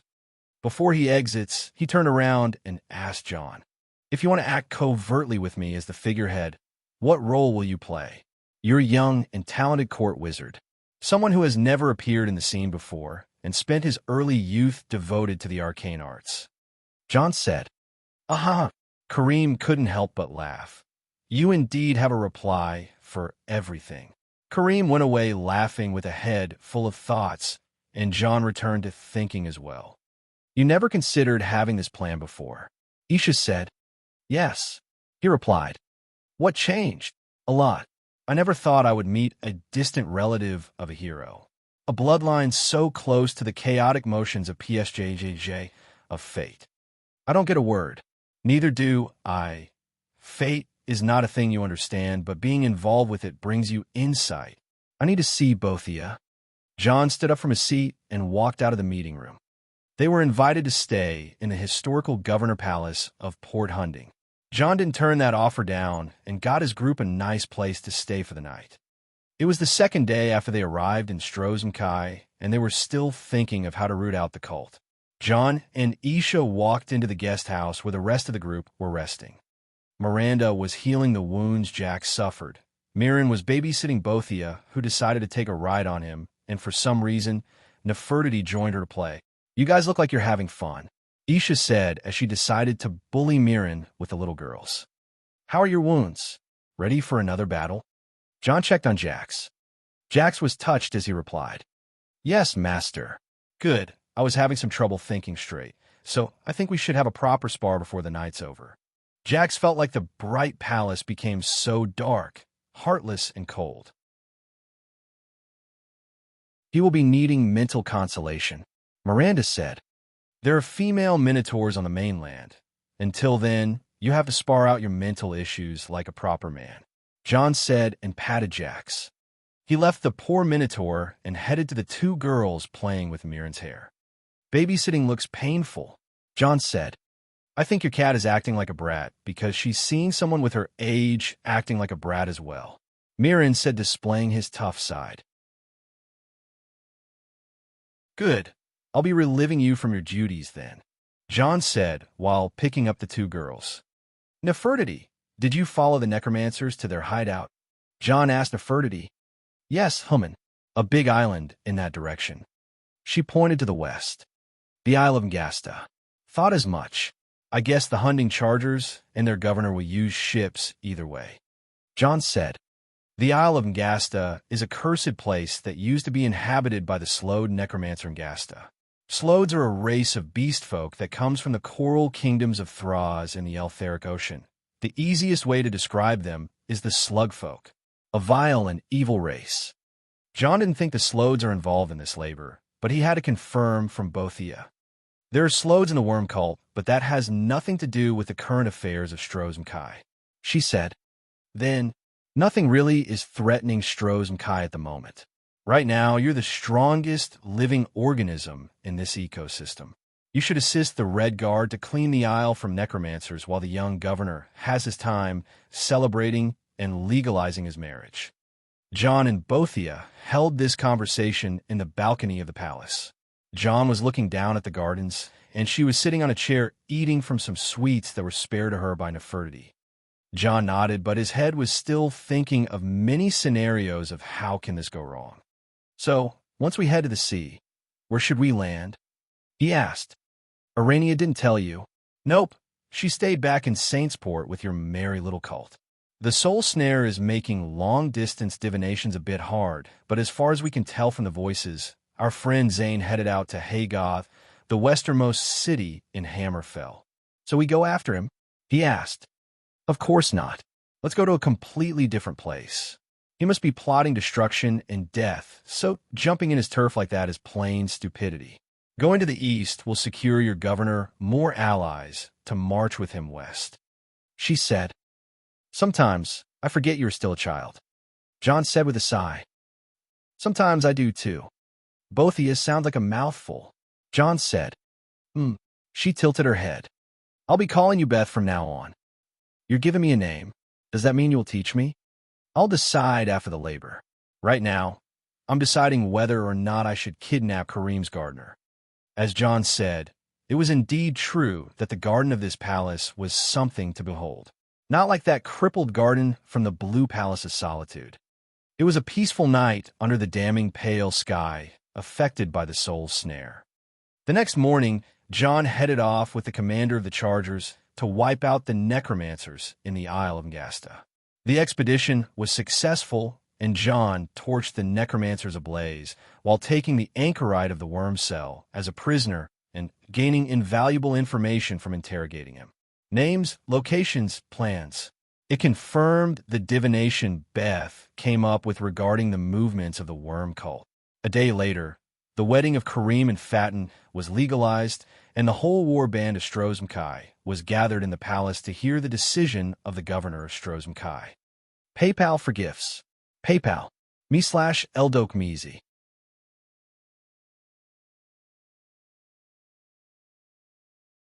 Chapter 474, The Visions. Big thanks to Crazy Apes. Next chapter is available on P4Tray0N. Heroism, mainly a form of reverence toward an individual who is celebrated by people for a sort of achievement that extends between military conquests, saving lives, and living by a personal code of honor. Such people would be much appreciated in a time of mayhem and disaster, such as the current times in Hammerfell. The rise of the Order of the Black Worm was an opportunity for such heroes to start appearing and bring about peace and order. Earlier this morning, Governor Kareem gathered 1,000 warriors in the garden of his palace and spoke of what lies in front of him. He gathered them in his garden, offered them food and drink, invited every bard and muse in the isle, and stood on a balcony overlooking the island with Fatin beside him and a tall mage in an ebony plate standing behind him. O men, it has been 2 days since we ended the bitter siege. With your struggle we persisted, and to your honor we drink. Thanks to Master Mage Krylin, who came to us in the hour of need, we lived to see another day. Thanks to that, I spared no effort and pushed forward for a hasty but satisfying wedding. While I was acting the groom, the good news reached me that you rooted out all the necromancers in Strozmkai with Master Krylin. You are victorious, you deserve the rewards and the rest, but you haven't achieved much. Our trials have just begun. Kareem picked the sword on his hip and rested it on the baluster of the balcony. You are taking the right choice. The voice of his family's guardian, Prince Ader, echoed in his head. Kareem looked forward and saw the men staring at him with wills of steel. He assured himself and proudly spoke. Our duty is not over. Strozmkai may have survived, but other places are still fighting. 1,000 hunting chargers may not be enough to save every part in Hammerfell, but let's be a welcome change for the good, for the better, and victory over the Dreadlords. If we won and the whole Hammerfell was swallowed by the dead, we achieved no victory. Under that grim, pale sky, we achieved no victory. O men, remember the words of our brightest ancestor, Frandar Hunding. Be resolute, fear no sacrifice, and surmount every difficulty to win victory. And this is the way we fight. Our ships are strong, our arrows are swift, our blades are sharp, our steeds are fast. And as a blessing from Hunding, the soul sword of Prince Ader returned to us, we even have a master wizard on our side. What more do we need? Tell me, what more do we need? Karim spoke to them, and every warrior howled, raising their swords and shouting with him. Among his chargers, this young governor was surely popular. For one final motivation, Karim drew this soul sword, lifting it up. Raise our banner high. The times of noble deeds are upon us. And the banner of Strozmkai was raised. It was a sword pointing down and a crown over it all on a circle of swords. This sword is a reference to the soul sword. The crown is a reference to the crown's faction, and the circle of swords is a reference to the Book of Circles, written by Frandar Hunding, the most accomplished swordmaster in history. John watched from behind Karim until he was satisfied with the reaction of the warriors. He felt like going back to Winterhold and going on a few marches and training sessions with his dare troopers. Those rascals must be growing fat now that he has been away for almost a year. John walked away and arrived at the corner of the garden where his group was gathered. Beth, previously called Little Bothia, was telling some sort of a story to the others, grasping their attention. "What are you babbling about?" John asked. "She is telling us the story of how you got the name Dare." Mirren said, "Ah, the good old times." John smiled. John was about to join the gathering, but he was called. "Master Krylin." Looking back, it was Karim and Fatten. "Governor, Lady Fatten, how can I help you?" John stood up.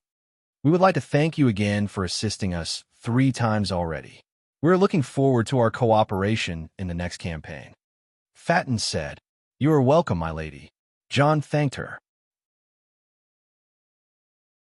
John has helped Strozmkai 3 times indeed, first with the siege, then with rooting out the necromancers, then with getting rid of the gigantic corpse of the flesh Atronak earlier this morning. He even gifted a suit of armor to Karim as a gift for his wedding. One of the best joint works between Wulfer's smithing and John's enchanting. "We do not have anything to reward you with, Master Krylin, so please accept this gift from my household," Karim said as 4 servants came while carrying a large object. It was a large book, gilded cover, and a fancy texture with a title saying, "The Book of Circles by Frandar Hunding." This is the full version of the Book of Circles that was owned by my family's line of governors since the ages of Tiber Septim and ancestors Cyrus and Izara. I have heard that Master Krylin is not just a mage, but also a swordsman, so I am gifting this hoping it would be of use. Karim said. John and his group got their eyes open wide after seeing the book, not for its gilded cover of catchy name, but for its true value.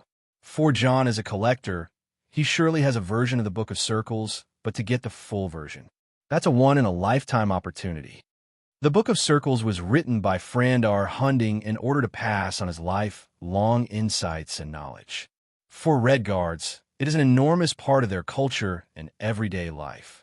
Each household in Hammerfell has an alcove by its hearth just big enough to hold a copy of the Book of Circles in honor of Hunding. Here is the fun part. The book is regarded as the encyclopedia of swordsmanship as it contains 38 grips, 750 offensive and 1,800 defensive positions, and nearly 9,000 moves essential to sword mastery. John walked over to the book and smiled, not waiting to carry it. This version was copied by Cyrus himself, among many other copies. One of them was gifted to Tiber Septim, and another was kept here. It was a tradition that every governor who rules Strozmkai would make a copy by his own hand to prove the willpower of leadership. Karim said, "It is priceless." John said, "Well, it is supposed to be priceless, but no one really was able to open it." Karim started explaining something, but John paid no heed.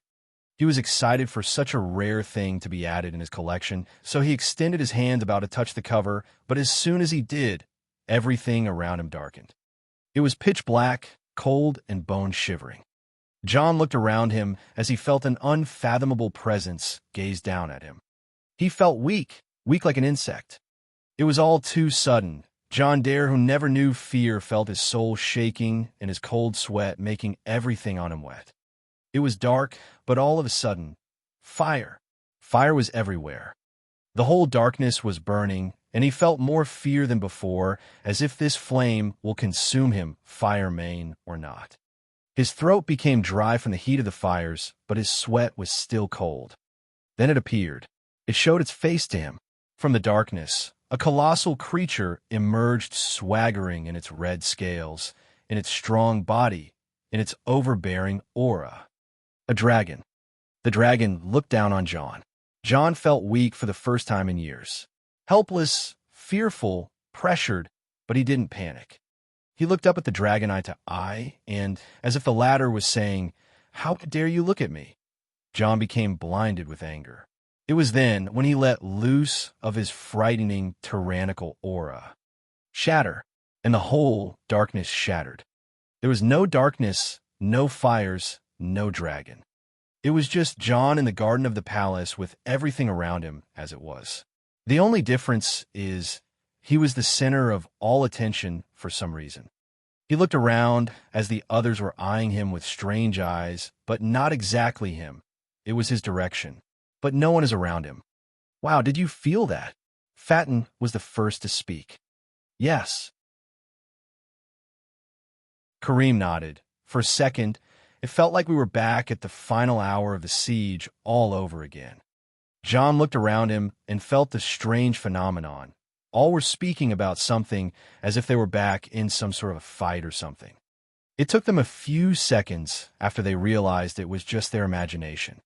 Anyway, I was saying that no one could open this book. They say its cover was crafted from the scales of the dragon that Cyrus slew under this very palace. Naphthalargus. John muttered. "Yes, that's the name of the dragon." The important thing is, Kareem tried to continue his fervent speech, but Fatten cut in. "Kareem." "Yes. Look." She pointed towards John's hand, where he was touching the book. Both John and Kareem, as well as the ones around, looked to see that John has already opened the cover, which was known that no one has ever opened it. Kareem's jaw dropped. For 8 centuries, this book was never opened, and those who tried to open it were all left with trauma for days until they forgot about it. It was a treasure and an item of legacy, but it also was foretold that the ones who open that book are the ones who are acknowledged by it. It was a shock for Kareem, as his ancestors had already given up about the book and considered it something akin to a sword stuck in stone, but no one actually did it, until someone did it. John, on the other hand, was taken aback by the book itself. Its cover was made of the scales of Naphthalargus, the imperial dragon of Tiber Septim. Naphthalargus, whose real name is Naphalar, was a red dragon who often allied with mortals for his own protection, such as King Casimir II, the Dragon Guard on 2 different occasions, and lastly Emperor Tiber Septim, when Naphthalargus started working as a mercenary dragon in the employ of Tiber Septim during the conquest of Tamriel. Naphthalargus was a proud soldier and a loyal vassal, causing him to be considered a jewel of the imperial crown. He is the very same dragon that is decorating the symbol of the mightiest empire in the world. Naphthalargus was killed by Cyrus 8 centuries ago, but as no dragonborn was its slayer, Naphthalargus is not really dead. John felt like his second, technically third, visit to Hammerfell was becoming more thrilling than he had ever thought. A book of swordsmanship covered by the scales of a dragon. Now that manly book felt like something that can buff anyone with testosterone to the point where Mirren may actually grow chest hair. John accepted the gift, knowing this will add some more fun twists to his fate. Later that day, the ships of Port Hunding were packed with 1,000 charger and their horses. John was on the flagship of the governor of Strozmkai, reading from the first pages of Cyrus' Book of Circles. Enthralled by the refined text and the original insights of Frandar, Hunding, while feeling the texture of the dragon scale over the cover, John felt like reading the best book ever. This book was big, not just in size, but its content was written in a very small text to just to fit the whole insights in.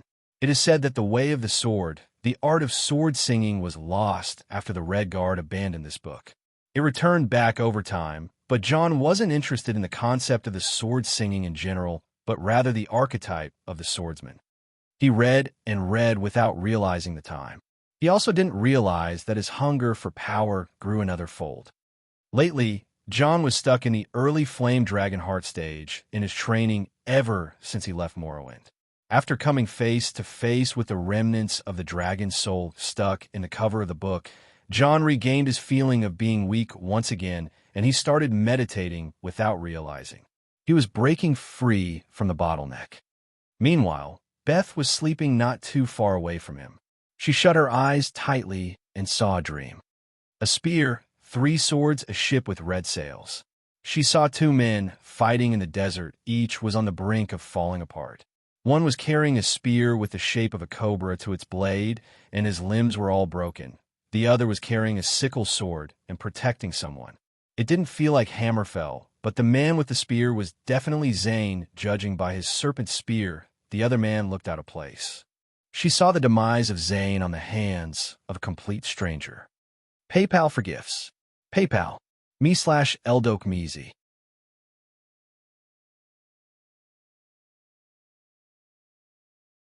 Chapter 475, Before the Storm.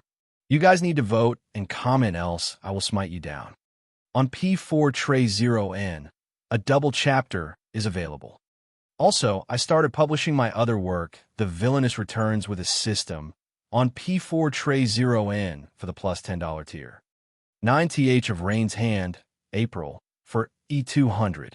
4 days ago, 10 ships departed from Strozmkai heading northeast in the Abyssian Sea. After days of fast sailing, the fleet from Strozmkai arrived near Husbane Peninsula. John was painstakingly meditating in his cabin while maintaining a peaceful mind. His thoughts were affecting the magicka around him, forming a strange swirl of arcane energy entering his energy points and circulating through his energy channels. He felt like he was finally breaking through the early Flame Dragon Heart stage to the intermediate Flame Dragon Heart stage. Many months have passed for this to happen, and the thing that moved him forward was taking a glimpse of the true powers of the dragon Naphil Largus. Cyrus' Book of Circles didn't part in the past couple of days, and also the Ebony Blade and a training sword. Whenever he takes an interest in a certain sword technique from the book, he copies it with the Ebony Blade until he grasps its rhyme, then put on effort with the training sword to grind on it.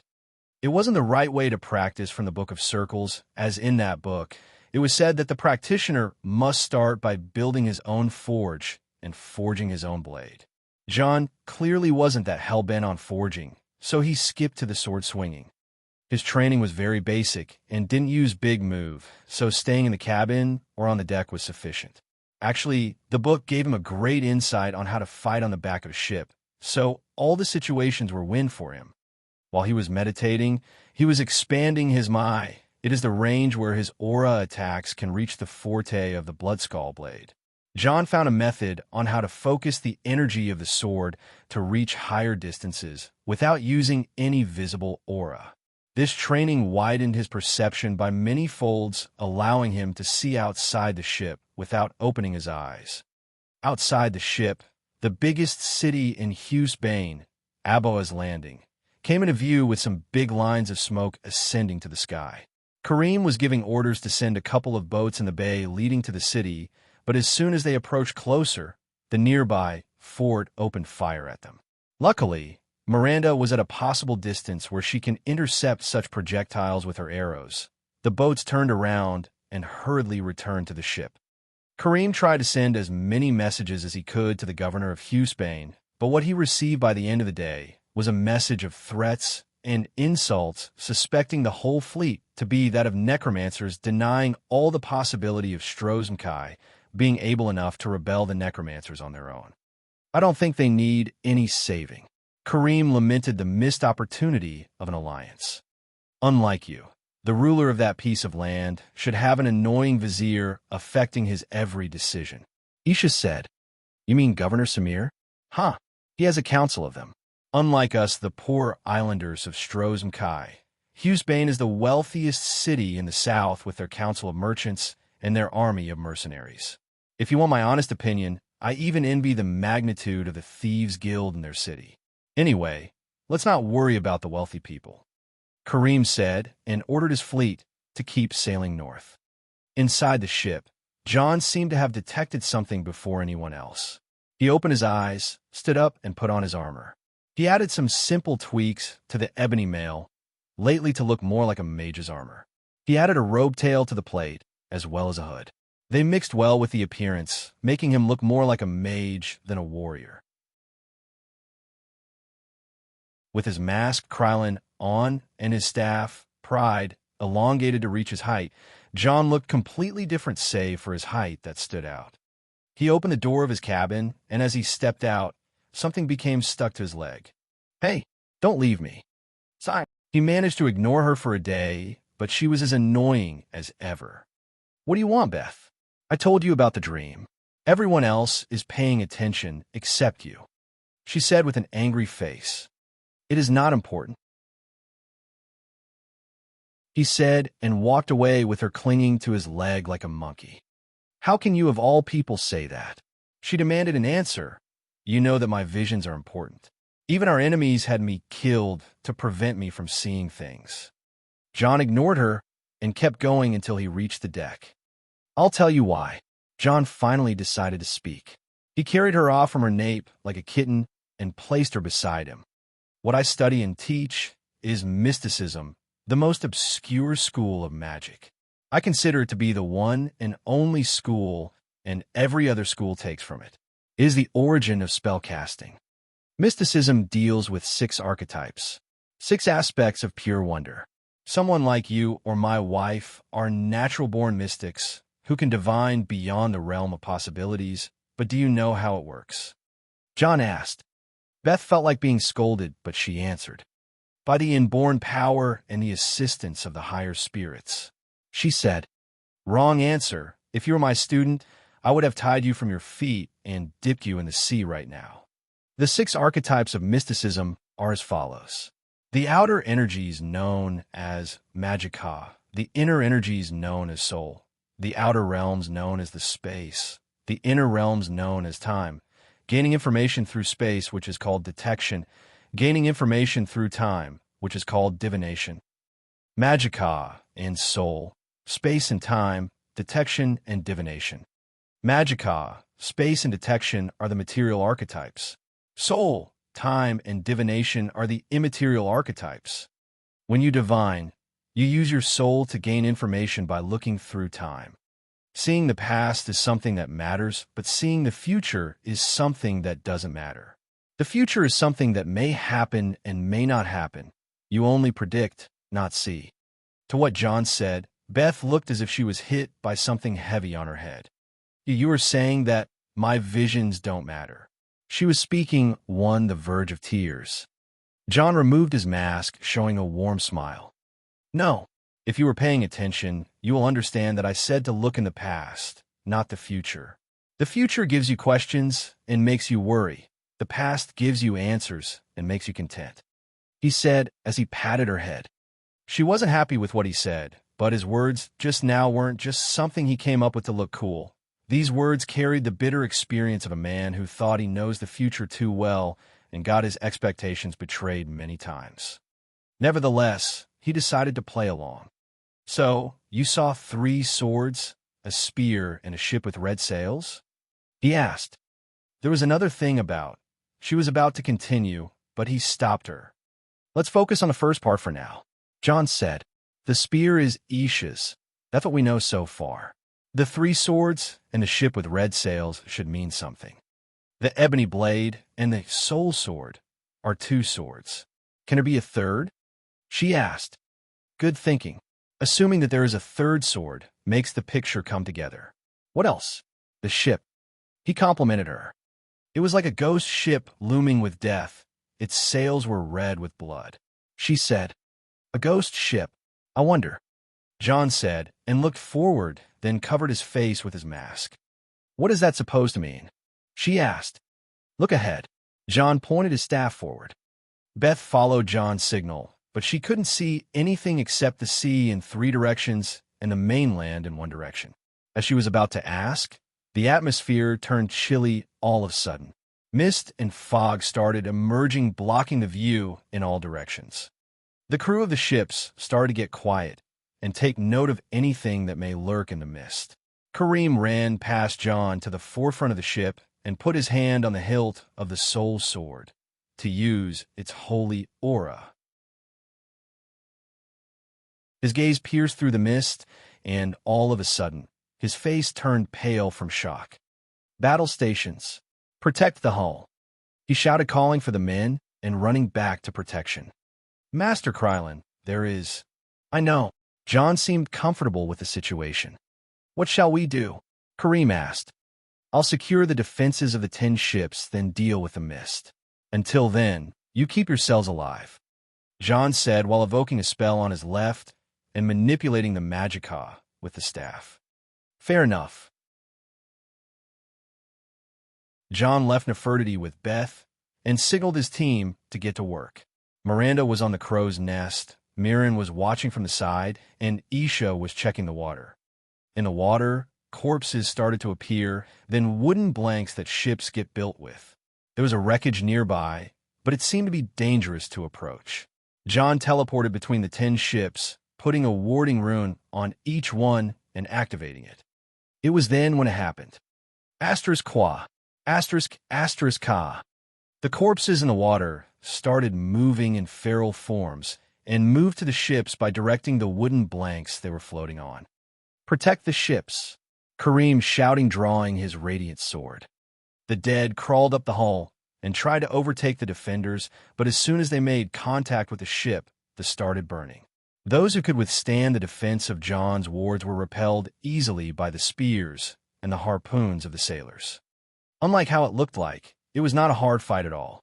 John made sure that nothing escaped his perception as he kept the ships safe from any surprise that might happen. After a few minutes, the ship started to speed, getting rid of all the ambushed drowned zombies. John returned to the flagship, and Kareem approached him. "Did you see what I saw?" Kareem asked. "Yes. Now go to the front and raise your sword high.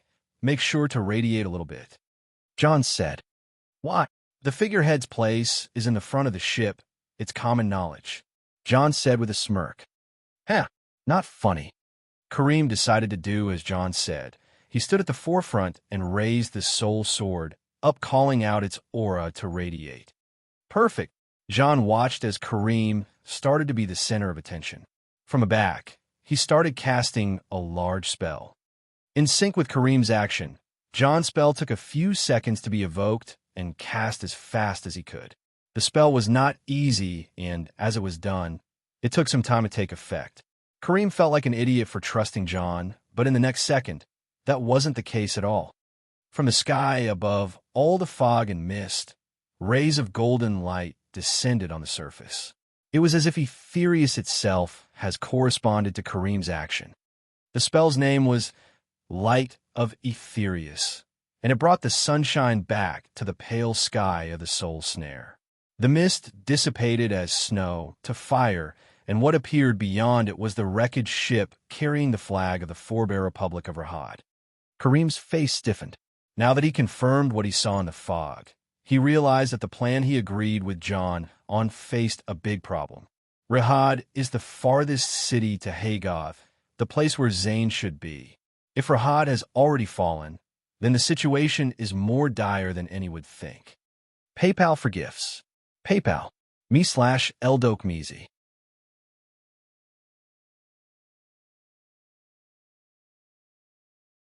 Chapter 476, Breaking the Siege. Sorry for the past couple of days. Things got a bit exhausting on my end as I am preparing for my postgraduate course for the master's degree. Also a double chapter. Part 1. Master Krylin. What do you think? Kareem asked.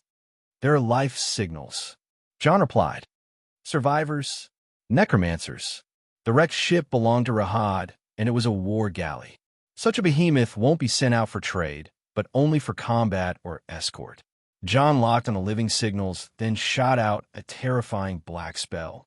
That spell was dark magic imbued with the energies drawn from oblivion. That unholy energy struck the ship in front of them. Some screams were heard before the wreckage crumbles. What caused the necromancers hiding in the ship to scream and wail was not the power of the spell, but rather the effect. The weaponized energy of oblivion can cause serious harms like blindness, nasty paralysis, and the list goes on. The spell was called Daedric Nova. John made pride, grabbed those necromancers up as he pulled them closer to the ship and put them under the effect of the spell bind. The power of that mysterious master was displayed again in front of the Red Guards, and he gained their utmost respect. With the help of lust hidden under his hand, John questioned the necromancers and knew that they were sent after the governor of Rahad, who escaped once the siege started. So Lady Farah couldn't hold her position. Humph, that's what you get from the forebears. Kareem spoke in disdain, but he soon reflected upon what he said when he realized that the ones he talked about were other Red Guards in distress. From what was said afterward, that Governor Lady was killed, and they waited here for someone from the cult to pick them once the siege is over. Other information indicated that the worm cell attacking Rahad is strong and led by a woman named Dalilah. Isha showed a reaction hearing the name of Dalilah once again a week after knowing the truth. As it seemed, the woman that plotted her brother's demise is a few miles away north. "John," she spoke. "I know," he replied, not caring that his name was heard by Kareem or not. He twisted his hand, and the necks of those necromancers were twisted by telekinesis. He then turned their corpses to ash along with the other zombies in the water. "We are hastening our speed," John spoke. "Agreed." Kareem nodded. "Pick the wind. We have 2 nights to reach Rahad. Let's make it one." As Kareem rallied his sailors, John patted Isha's back and spoke. "We'll leave her for you, but let's act according to plan. Keep a straight head." He said. "I know," she said, and walked away. John left her and was about to return to his business, but he was intercepted by Beth. "That ship, it is not the same from my vision," she said. "It would be a lame vision if that's all what it has to offer," John replied. He was about to leave her and walk away, but she spoke. "I understand now what you meant," she said. "About the past and future. You said that seeing the future wouldn't matter, unlike seeing the past." She said. "I didn't say that," John said. "I know. You said that seeing the future leaves questions, but seeing the past gives answers." She corrected herself. "Indeed," John agreed this time. "What you meant is that no matter what future we see, it is not valid until we know what it is from seeing the past." She concluded. John smiled and nodded. "Good answer. So, the ship, the swords, and the second part of the vision. I must look in the past. Good luck." Not too long after, Rahad was seen across the horizon.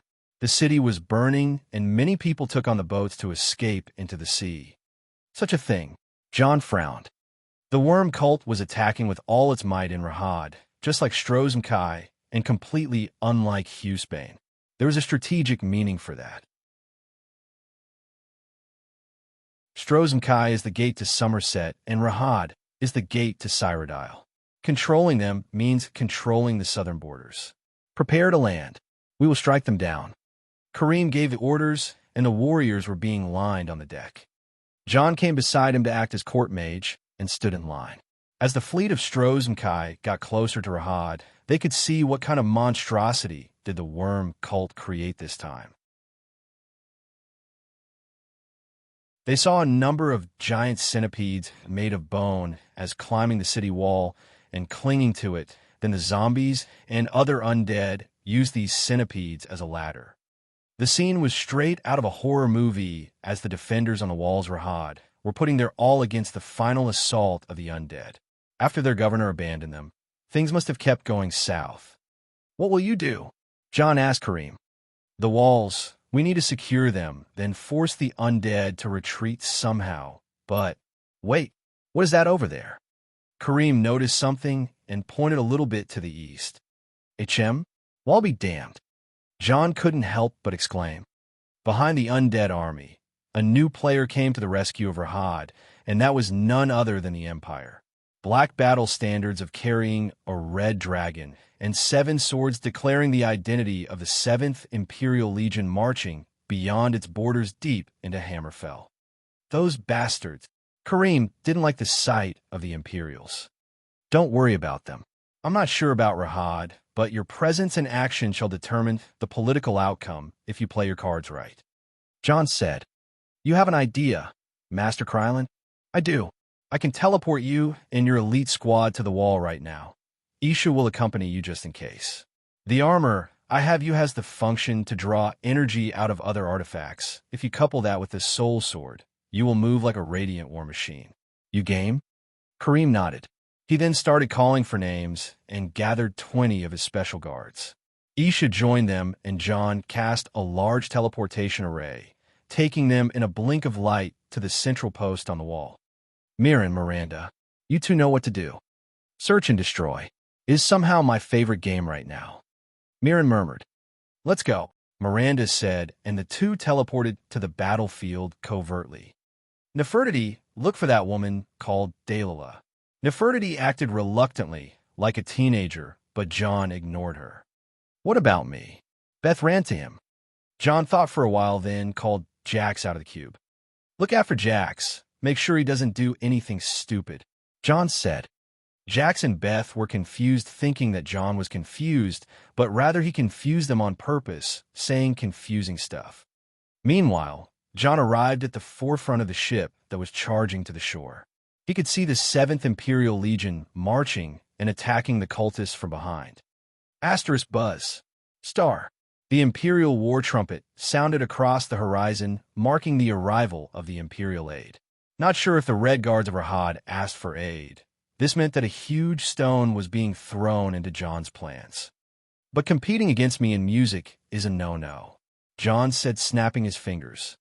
With the length of the sides of the ship he is on, 2 lines of large war drums made of green, transparent magicka appeared. Let's hear it. With his command, the bardic knowledge, power was activated and he chose something from his memories. Drum, drum, drum. All allies in range receive 20% less fatigue, and the heaven shock with the sound of his spectral drums. The strong sound startled all the fronts, but as soon as it sounded, Kareem and his men were beginning their assault on the wall. He did as John told him by activating the armor's enchantment with the soul sword and stole all the limelight from the Imperial battalion that just arrived. Very well. As the ship touched the shore, the enemies were finally in the range of John's magic. He aimed his staff forward and maximized the output of his magicka, shooting out a stream of lightning towards the first giant bone centipedes clinging on the city wall. The lightning obliterated it and bounced off to the other. The blasting power of John's raw magic kept sweeping through the wall, destroying every bone centipede on the eastern wall in mere seconds. Followed his destruction was the cheers of 1,000 fresh warriors willing to jump off the ships and take down every last necromancer with their swords. Their wishes were fulfilled in less than a minute later as they were finally safe to land. They got down, formed lines, and secured the beach outside Rahad.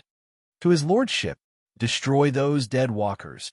The formation of soldiers moved smoothly thanks to the commanding officers and the military discipline of the warband.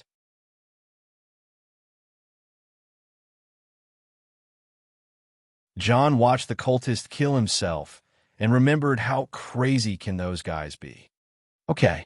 John waved the ebony blade a few times and cut the arms of the remaining necromancers. They screamed, shouted, and prayed for the Worm King to smite them down and claim their souls. No legs, no arms. I presume that death is a good option indeed. Now, where is Delilah? Oh, John had to use lust to gain information about the enemies again, and this time he was pointed to the edge of the battlefield. Over there, a team of Imperial Legionnaires was advancing in an organized formation, taking ground and leaving the bombardment for the Imperial battle mages. On the other side, the necromancers were holding their ground well under the command of Redguard woman, carrying a saber and casting magic. It was Delilah. Seeing John walking towards them, Both the Imperials and the cultists felt threatened by him. Get rid of that. An Imperial officer ordered 3 of the battle mages to handle the walking battle mage in full ebony. Now, known for their ferocious style, the Imperial battle mages excelled in both long and close-range combat. In a second, the 3 female battle mages teleported around John from 3 directions and attacked him with their staves.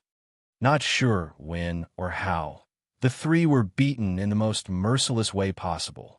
One received a punch right in the face, the other was blasted by John's imagination, and the last one in front of John found herself on the ground under his feet as he stepped over her. John raised his staff and aimed it at the necromancers. A raw blast of fire erupted, taking down half of the worm's cell.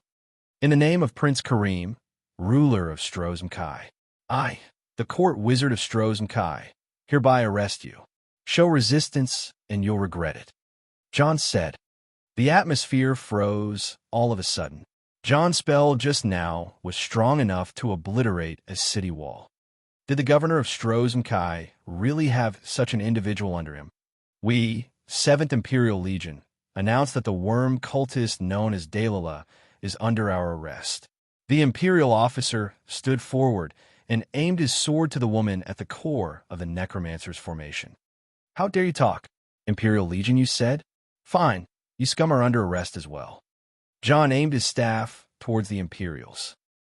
Speechless, the Imperials and the necromancers understood that the mage is strong, but to arrest a work cell and an Imperial team all by himself in one go, there were limits on how far can one be unreasonable.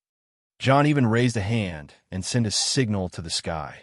A few seconds later, over 200 red guards on horsebacks came and circled the Imperials and the necromancers. On the battlefield, the hunting chargers were unstoppable, dividing themselves under 5 teams of 200 each.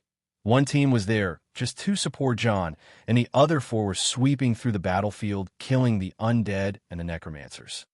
On the other hand, the slow 7th Imperial Legion had less than 1,000 mostly infinities with diverse roles and a team of cavalry on standby.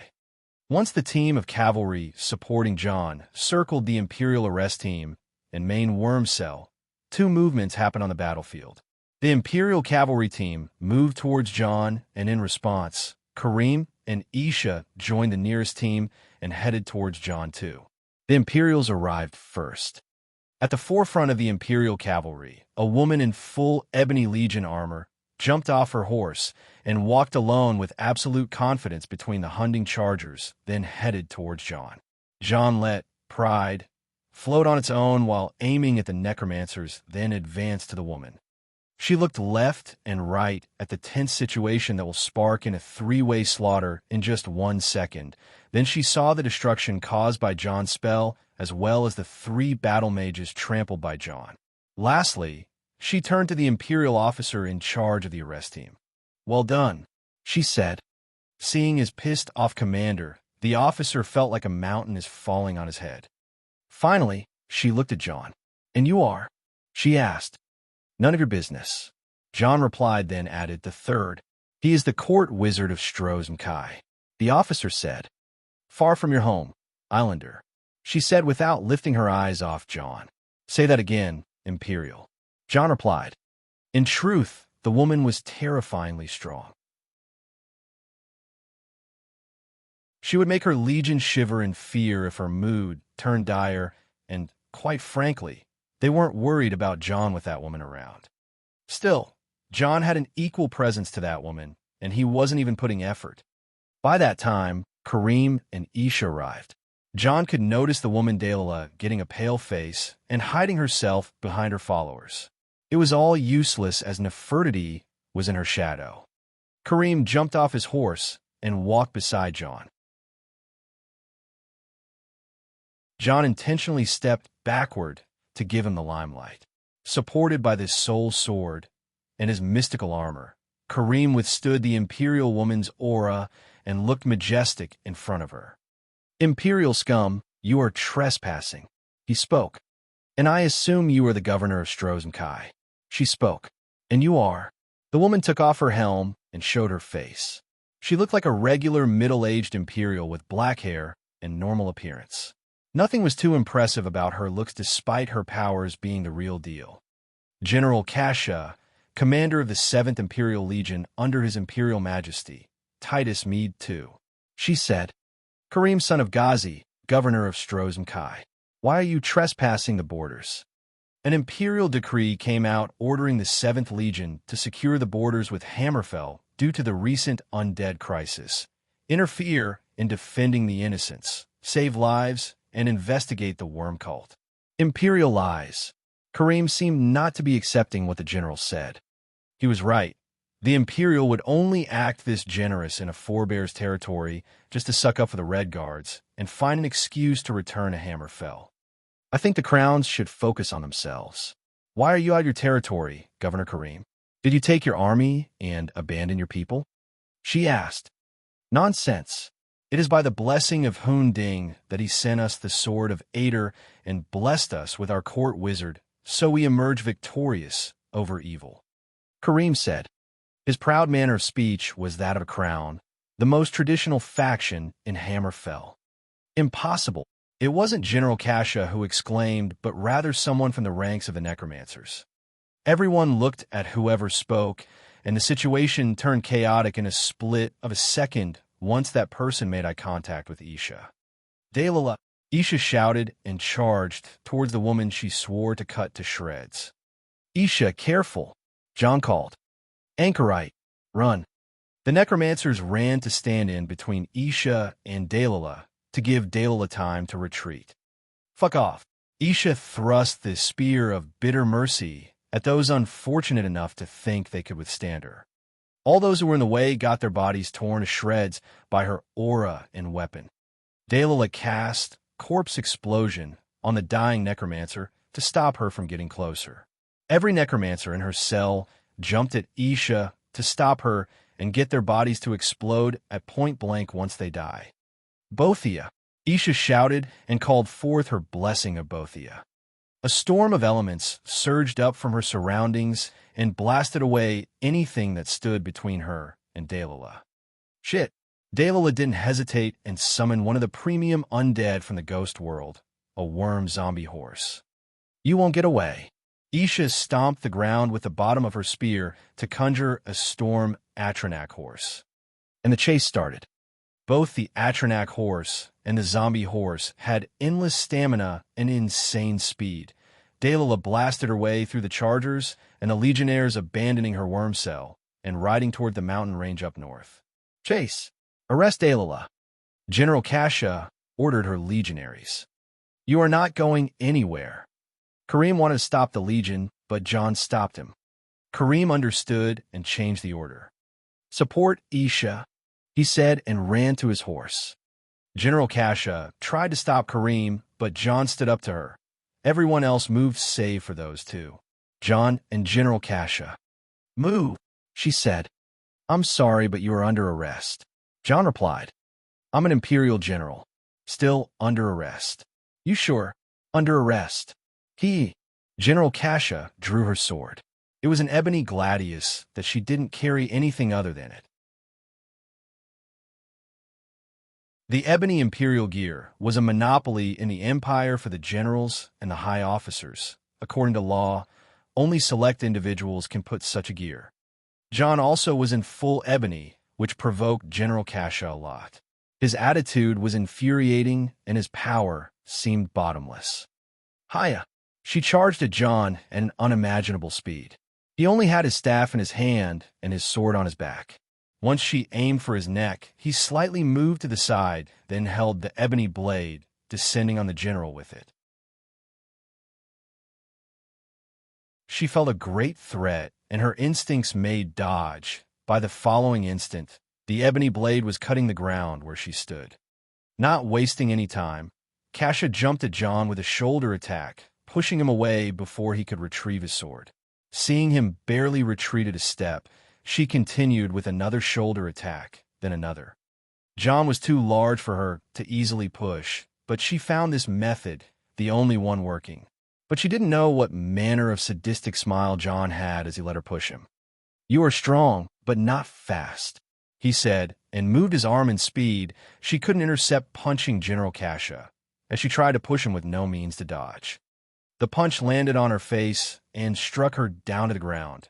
John sealed the dead by kicking the woman away like a soccer ball. "Giving up, woman?" he asked. Kasia struggled up and spat out a mouthful of blood. "I underestimated you, mage," she said. "You shouldn't have." "Hiya." This time she attacked him with more discipline, keeping to her style and not risking a move. John found her to be a tough shell to crack one. He tried to retaliate, but he managed to reach a stalemate with her. The two didn't want to go all out. If he killed S-General, the Empire won't sit still, and if she killed a crown, Hammerfell won't let it pass. In the end, John decided to break her leg by kicking a knee when she was focusing her weight on it. Once the opportunity came, he did what he aimed at, but General Kasia was a careful opponent. She used her free leg to center herself on John's kick and used his force to launch herself in the air, aiming a kick under his mask. Her kick landed. She landed. The mask flew. She turned to stab John in the shoulder, but faster than she could ever be, John held her sore by the blade and his mask from flying away. Pride was hovering above Kasia with S lightning spell prepare if she thought about moving. John's face appeared to Kasia. He had a light beard because he didn't shave while traveling, and his hair was cut shorter to appear like a handsome young man. Of course, he didn't charm Kasia by his looks, rather. She recognized his face very well. Can, Knight Brother John Rad? PayPal for gifts. PayPal, me/Eldokmeezy.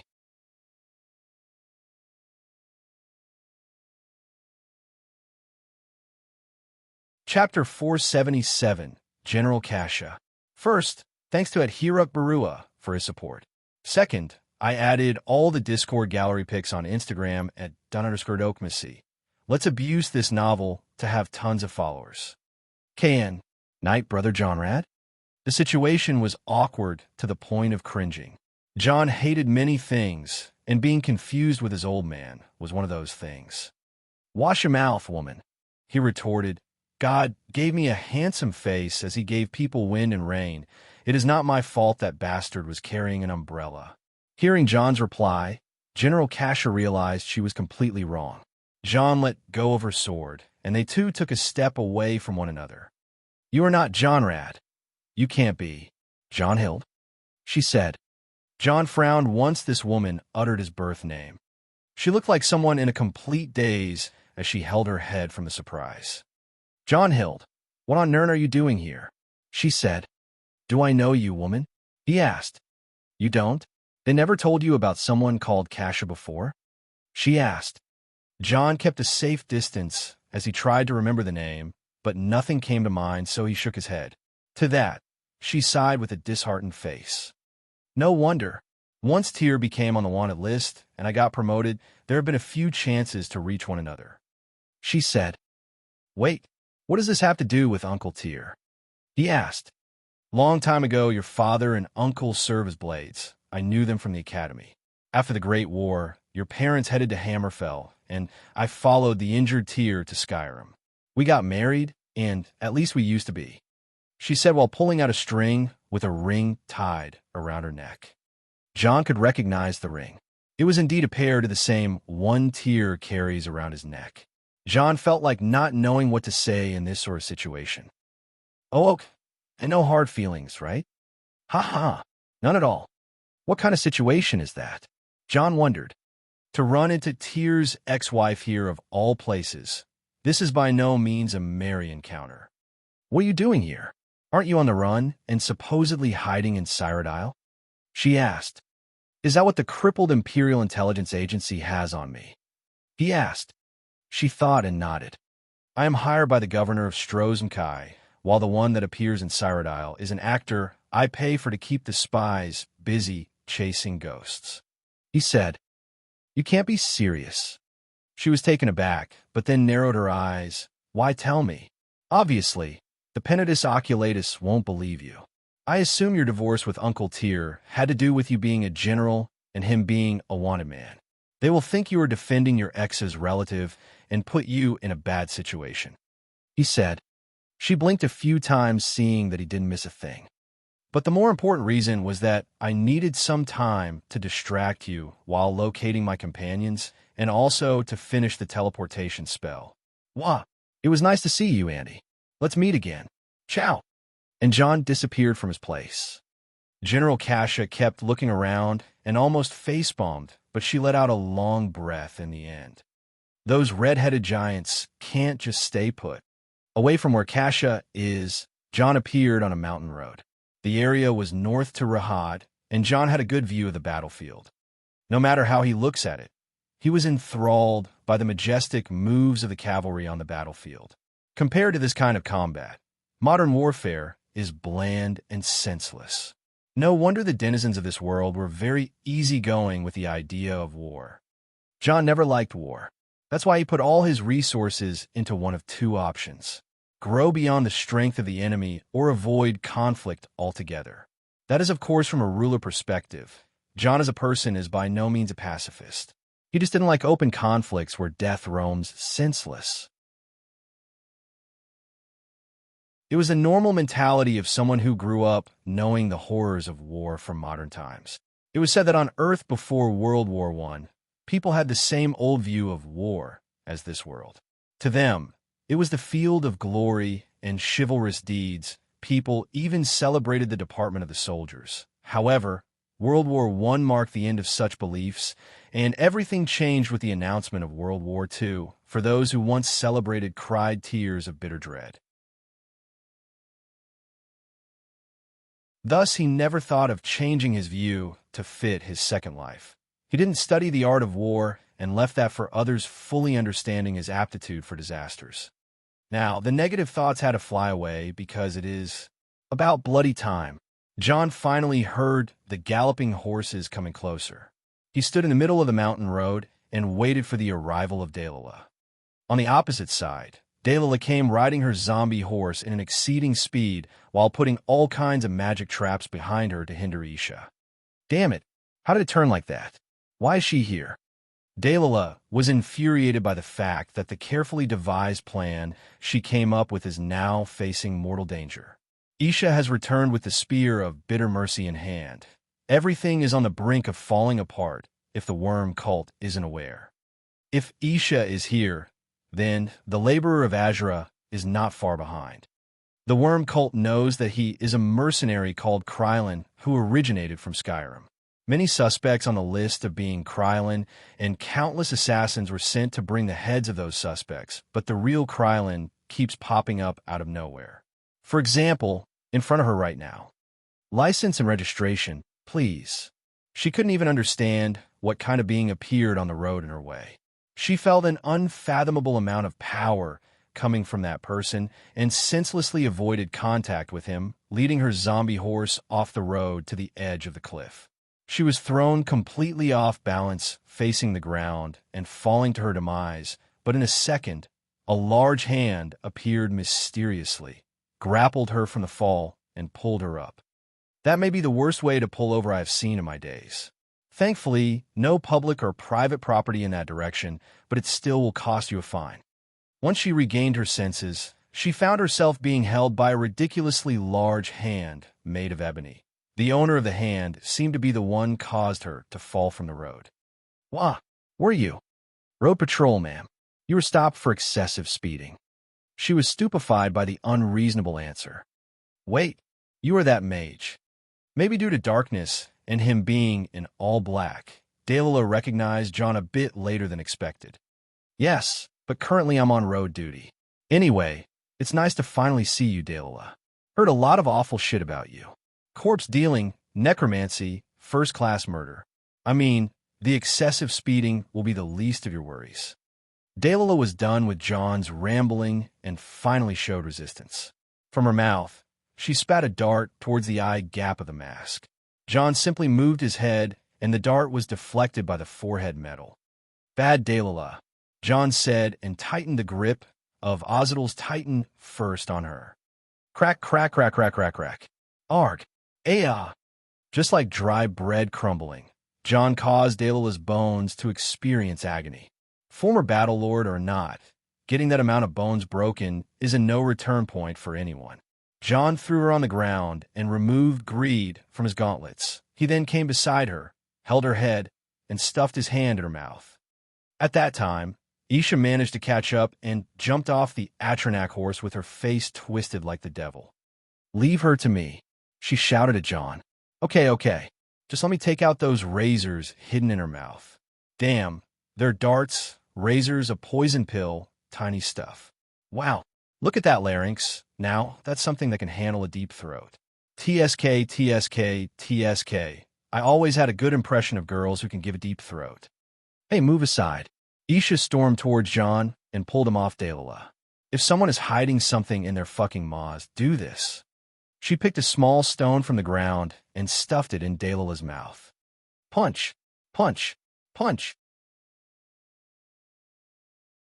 3 consecutive hook punches to Delilah's face with a stone in her mouth caused a weird sound to come out, alongside all blood, teeth, and basically everything. And here I thought I was the bad cop. John shook his head and turned around to block the road as it seemed that the Chargers and the Imperials have finally caught up. License and registration, please. Tyr and Kasha image was added. An hour after the chase to the mountains, the situation stabilized inside the walls of Rahad, and most of the necromancers were hunted down. Those who escaped were the elite necromancers that were difficult to deal with. Still, the city was saved. According to the Worm cult's plan, Strozmkai, Rahad, Dragonstar, and Elenhir were essential to control before anything else to block any outside assistance. After all, they were Hammerfell gates to Somerset, Cyrodiil, High Rock, and Skyrim respectively. 2 of the 4 states resisted the undead invasions successfully. Elenhir fell with little to no resistance, and Dragonstar is enduring the siege. This was a massive rock in their plans, but the cult still hasn't played all the big cards. In Rahad, John descended the mountain following Isha, and behind them were the 2 teams of the Redguard Chargers and the Imperial Legionnaires. Down there, General Kasha and the rest of the 2 factions were gathered in a tense atmosphere. Kareem wasn't pleased that John locked the mountain road, but he had an understanding of the latter's power and the things he should and shouldn't complain about, so he wasn't planning on making trouble. Once John and Isha appeared in front of the 2 factions, General Kasha took the chance to speak first. "Where is Delilah?" John stood far, and Isha walked by not answering, or rather ignoring anything said to her. Once she crossed by General Kasha, she handed the general a severed head. "So you don't say we didn't leave you some face." Kasha held on to the head and looked at Isha, who had a relaxed smile on her face. "We needed her for interrogation," Kasha said in a scolding manner. Isha walked away and tossed the knife she borrowed from Irin back to him. She wouldn't have said anything in the first place. "Also, we already know everything." John spoke and continued. "That was just to satisfy your curiosity, General. We are not obligated to answer any of your questions." Kareem became pleased with the way John spoke to the Imperials and decided to nod with a smile. "You know everything? This is the Worm cult we're dealing with. Do you have any idea how far their roots extend, Joe? Please, refrain from using my name for the sake of politics." John said. "Then what do you know?" She persisted. "As he said before, we are not obligated to answer your questions, Imperial. Turn back to your Emperor and tell him that Hammerfell doesn't need his help. If you stay, we will be forced to remove you by force." Kareem stepped in. General Kasha was depending on using her acquaintance with John to smoothen the talk with Kareem, but a crowned Redguard prince and a Nordic thane are nothing if not the most stubborn people in the world. She felt stressed by the current situation. A few days ago, some forebear nobles escaped into Cyrodiil and sought out asylum to the Imperial Legion, claiming that Hammerfell has fallen to the undead. They also carried a message from their leader asking help from the Imperials. The situation sparked the interest of the Emperor once all the contacts in Hammerfell were cut and a soul snare network was confirmed to be up. By the long animosity between the Empire and the Worm cult, it was a good chance to take them down once they are out in the open and the 7th Imperial Legion was mobilized. There is also an order that was passed under the table for General Kasha and that was to get the full support of the forebears, which is a good chance to return to Hammerfell after 25 years of its independence. But now, with the Crown Prince being the first thing they run into, this expedition was bound to fail. Still, a war hero like General Kasha was much more experienced than Jon and Kareem combined when it comes to war. So, you two will gather the men, rally the soldiers, and call for holy war? She asked. I like the term. Hey, we can use that for recruitment. Holy war against the evil cult in the name of whatever god you guys agree on. Jon said, That's indeed a nice idea. A make way for Redguard's people to rise against the undead.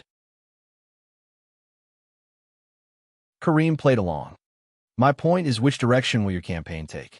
She asked. Jon paused to understand where she was throwing to, but Kareem could see what she is aiming for. From Rahad, there are two ways in Hammerfell, northwest and northeast. You want us to take one, so you take the other. He asked. You can't fight on two fronts, even if you have them on your side. General Kasha replied, pointing at Jon. The worm cult needs to be dealt with before they achieve whatever they after. Reincarnation of the Worm King. Jon said. The way he revealed the aim of the cult for her made her go pale. What? It can't be true. I told you, we already know everything. But, Mannimarco, this is bad. You seriously need our help then. She insisted. Then it's by our terms. We can't risk fighting two snakes in one hole. Kareem said, You Imperials take the northeastern front. Impossible. The northwest is too large for your warband to cover. Kasha felt that her plan backfired. We are chargers. The north is a rocky area where we can't charge, and as you said, we have him. Kareem said. The negotiations continued for an hour between Kareem and Jon on one side and General Kasha on another. She wasn't happy to be forced to take the narrow road north, but if she made a bad connection with the first Redguard lord she runs into, things would be extremely hard later on. In the end, she agreed to Kareem's terms. Kareem told Jon that he can't trust the Imperials for many good reasons.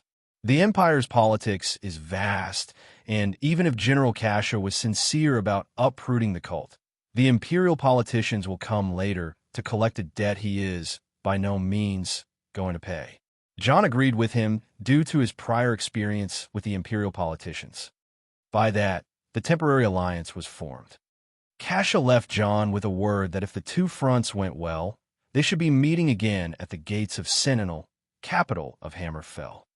Following the negotiations, Kareem marched in Rahad, leading the hunting chargers and announcing the end of the cult siege. He met the dervishes of Rahad and the remaining nobles by the end of the day and formed an alliance that will march to the northwest after gaining 2,000 men from Rahad. It was called the Alliance of Hunding, taking Prince Kareem as its leader. Hunding is the deity of perseverance and make way. His known avatars are Franar Hunding, Diagna, Ebenarm, Prince Ader, and Cyrus. I was not sure what make way means, but reading in UESB about Hunding and arriving in an ESO book called The Manifesto of Make Way, I think it is a less controversial way of adding the concept of jihad in the Redguard culture, judging by the fact that they're based on Arabs and Moors. Jon watched everything conclude from the sides, while fading in the background as the court wizard of Strozm Kai. Beside him, his group was sharpening their knives for the big fight about to arrive. Mirren, don't use that knife from now on, he said. Why? Isha used it to torture that Dalila woman. And it went everywhere. Everywhere. Yes, brother, everywhere. Places where the sun don't shine.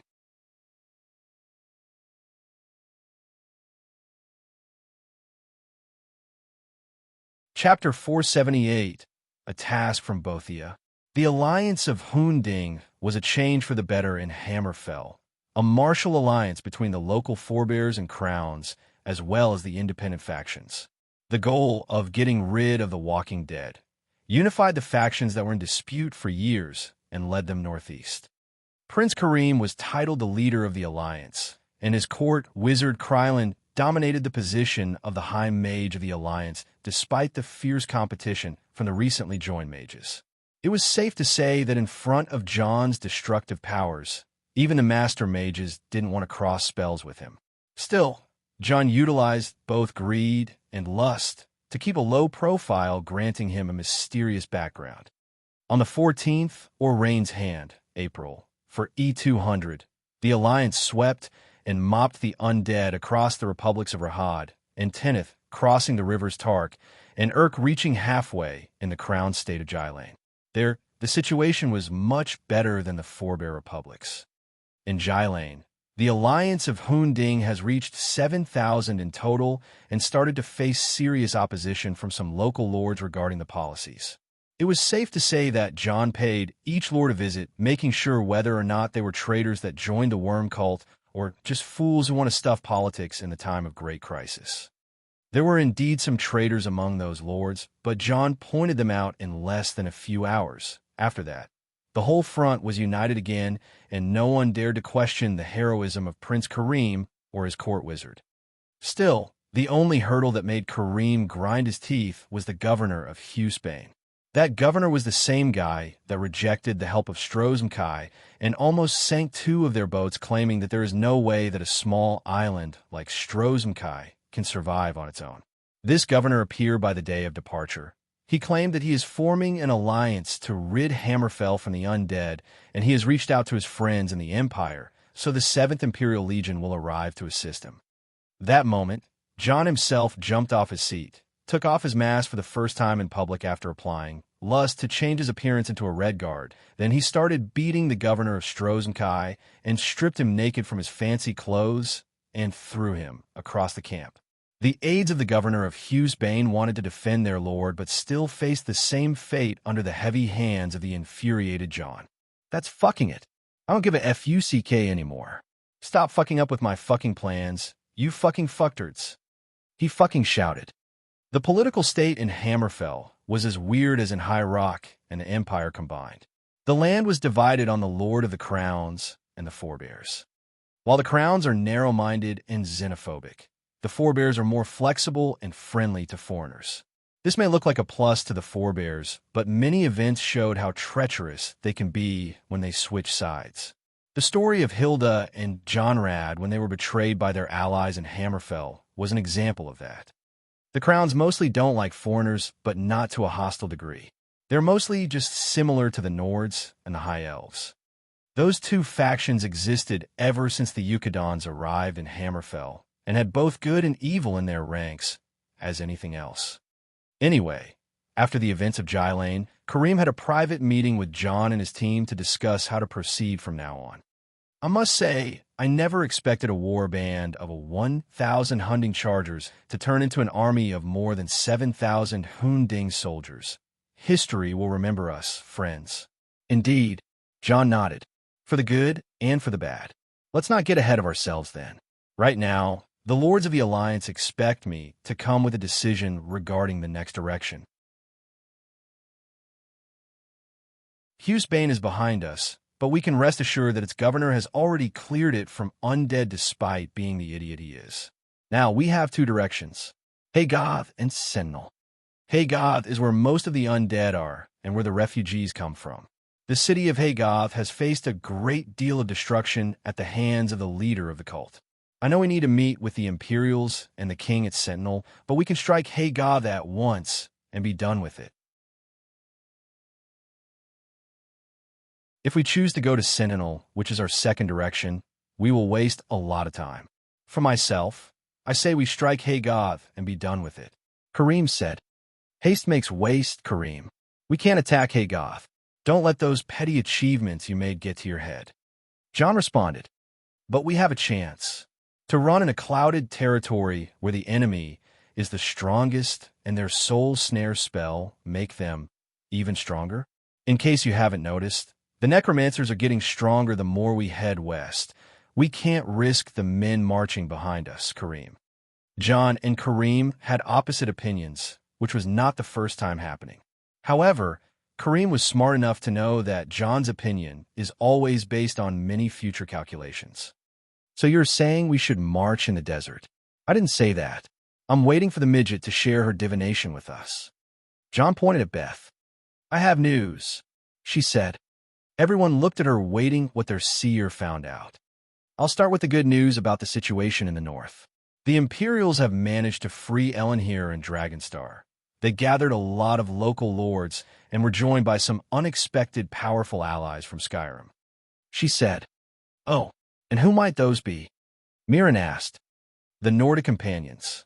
She replied, "Ho ho, the boys are coming to play. Man, I never expected to hear them this early." John became excited. "Your friends?" Isha asked. "Not all of them, but they are cool. What else is there, Shorty?" He asked. "The bad news. It is regarding Haygoth and the Alakar Desert. We're listening." As the champion of Bothia said, "Haygoth is too dangerous. We may have faced many kinds of undead up until now, but the true power of the cult is focused on 2 points, one in the Alakar and the other in Haygoth." She said, "And what of the Citadel of Ebonarm? Shouldn't they control the Alakar?" Kareem asked. "They were forced back." "What?" Isha jumped off her seat. "Impossible," even John exclaimed. The grim look on their faces was carrying a shocked meaning to it. The Citadel is strong, much like the companions of Skyrim. No one can push back those battle-crazed maniacs with normal strength. They retreated to the main Citadel near Sentinel and abandoned most of the mosques and halls across the desert, including the Ansei Pyramid in the Dead Sand region. The only reason that happened was the vessel of Manamarco. Zane has personally moved to eradicate the Citadel. Those words left a ringing silence in the room. Zane himself pushed back the Citadel. His powers seem to have grown considerably. Even John doesn't think he can push everyone in the Citadel on his own. "You've got to shitting me." Isha slapped the table and went out. She was frustrated by the fact that her brother was the one who did such a thing. Their master, his wife, the people of the Citadel. These are all the family of Zane and Isha. Yet the foul cult and the Daedra simply use him to their gains just like that. It was infuriating. Mirren walked up and went after her. "Please tell me that is the end of the bad news." John asked. "Then I will be lying." Beth replied. John closed his eyes and took a breath. "Well, do your worst. The cult is forming a new horde of undead in the Ansei Pyramid instead of the one you destroyed in the Ghost World. And Bothia has a task for you," she said. John paused, looking at Beth closely. "Bothia? Why? I don't remember being her laborer." "Even better, you are the champion." "Sigh, what does your mistress want?" John asked with an annoyed face. I saved the best for the last. Our agents have discovered the location of the cult of Clavicus Vile, and it is not far from here," she said. And John didn't seem interested. Beth smiled and got closer to him. Every artifact, every treasure, every rare thing Zane has gathered for Clavicus Vile is all there. A vault filled with things a Daedric prince crave for is just there for the taking, and only the most accomplished thief from Rift Inn who pulled the most ridiculous of heists can reach it. Those words said by that tiny girl made a large man like John tremble. It wasn't from any emotion other than excitement. For a very long time, he longed for nothing. He had no desire to steal anything, for he was already too rich to care, but now Katatosker had a challenge. "Prince Kareem, I believe we are already in agreement about where to go next," John said. "Indeed. Haygoth is a tough nut to crack, and the Citadel needs our help. Meeting our allies in the north and uniting the fronts is also good. I'll mobilize the forces." Kareem understood the severity of the situation and started preparing. Even if they attacked Haygoth, being exposed to the Alakar Desert from the back is sheer madness. Crossing the desert may be not wise, but what else can they do? On the other hand, John took Beth to the side and sat facing each other. "Now tell me, little Beth, will I be stealing?" John said with a wide smile. "Little Beth? I remember being called midget and shorty just a while ago," she said, "and you have my sincere apology. Now tell me, I haven't stolen anything since the Ebony Blade in Whiterun, and that was ages ago." He said, Okay, don't be so excited.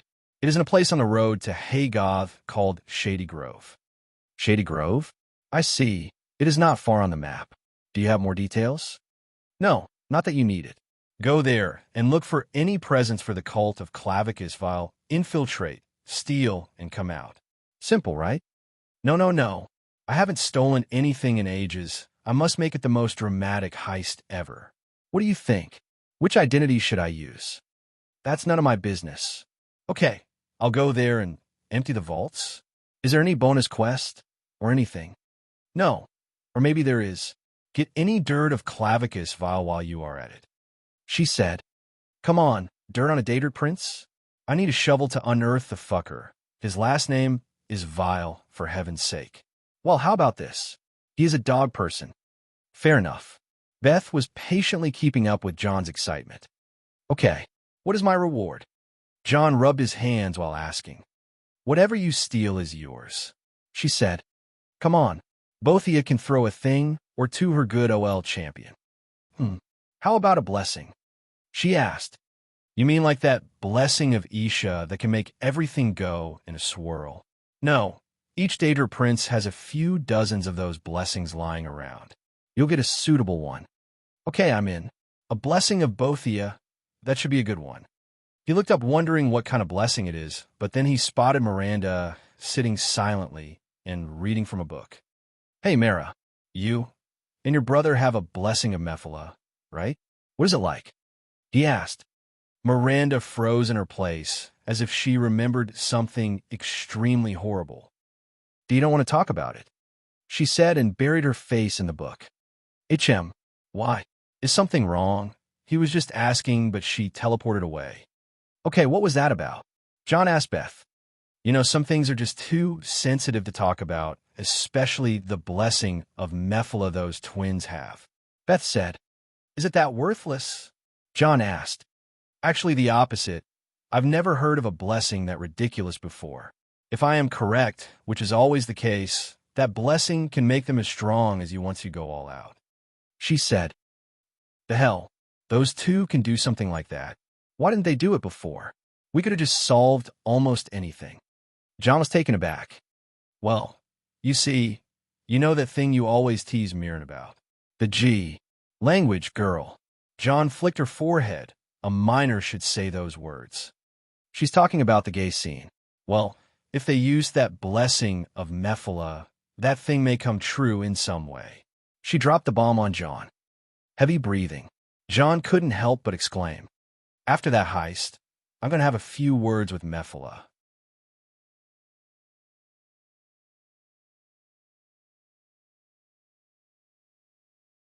Chapter 479, The Heist.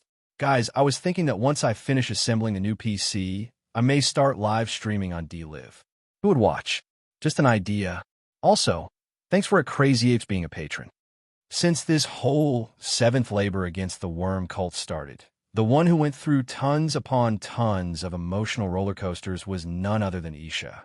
John felt a lot of responsibility towards her, but he also knew that he must push her forward and be supportive. To anyone in her situation, she was actually doing very well. That's why after finding out that Zane attacked the Citadel and going on a rampage, Isha was invited by John to deliver a painful payback to the Daedric Prince Clavicus Vile. We are going on a heist inside one of Clav's vaults, the one that holds everything Zane gathered for Clav. Feeling reckless and none caring, Isha decided to follow John in his quest, and thus the two departed from the Hunding Alliance camp that was moving towards the Alakar Desert to deliver vengeance upon the Daedra. Using every spell John knows for traveling, they crossed hundreds of miles in a mere hour to arrive at Shady Grove on the back of a flame hawk Atronak, reinforced with the mysticism spell acceleration and the alteration spell zero friction. Seeing Shady Grove from above as the sun was falling down, John frowned at the sight of the town. It was supposedly a town to the west of Jylane on the road to Haygoth, but from the looks of it, the cultists seemed to have laid waste to it. Look over there. Isha pointed to the town square. Those who couldn't flee to the east were captured by the worm cult, and their suffering was just beginning. Stories were heard of the atrocities done by the worm cult once they enter a town, but that was way worse than bandits and other vermin. The men were killed by the most barbaric of ways possible, which started from ripping them apart by the brute undead horses or slowly burning on tar-smeared crosses known as the human torches, to impaling and skinning. The young children were separated in two spots, being tested for their talent in magic. Those who had a sense to magicka were taken away by the cult to raise as necromancers, and those who didn't were taken to the fire pit. The females had it the worst. They were made to watch what happens to their men and children before being taken in turns by the lusty cultists, and in the end, they get their share of torture. What the fuck? What the fuck is that? Isha couldn't understand. What sort of madness is this? Even the Daedric creatures would kill for the hunt, and only torture when necessary.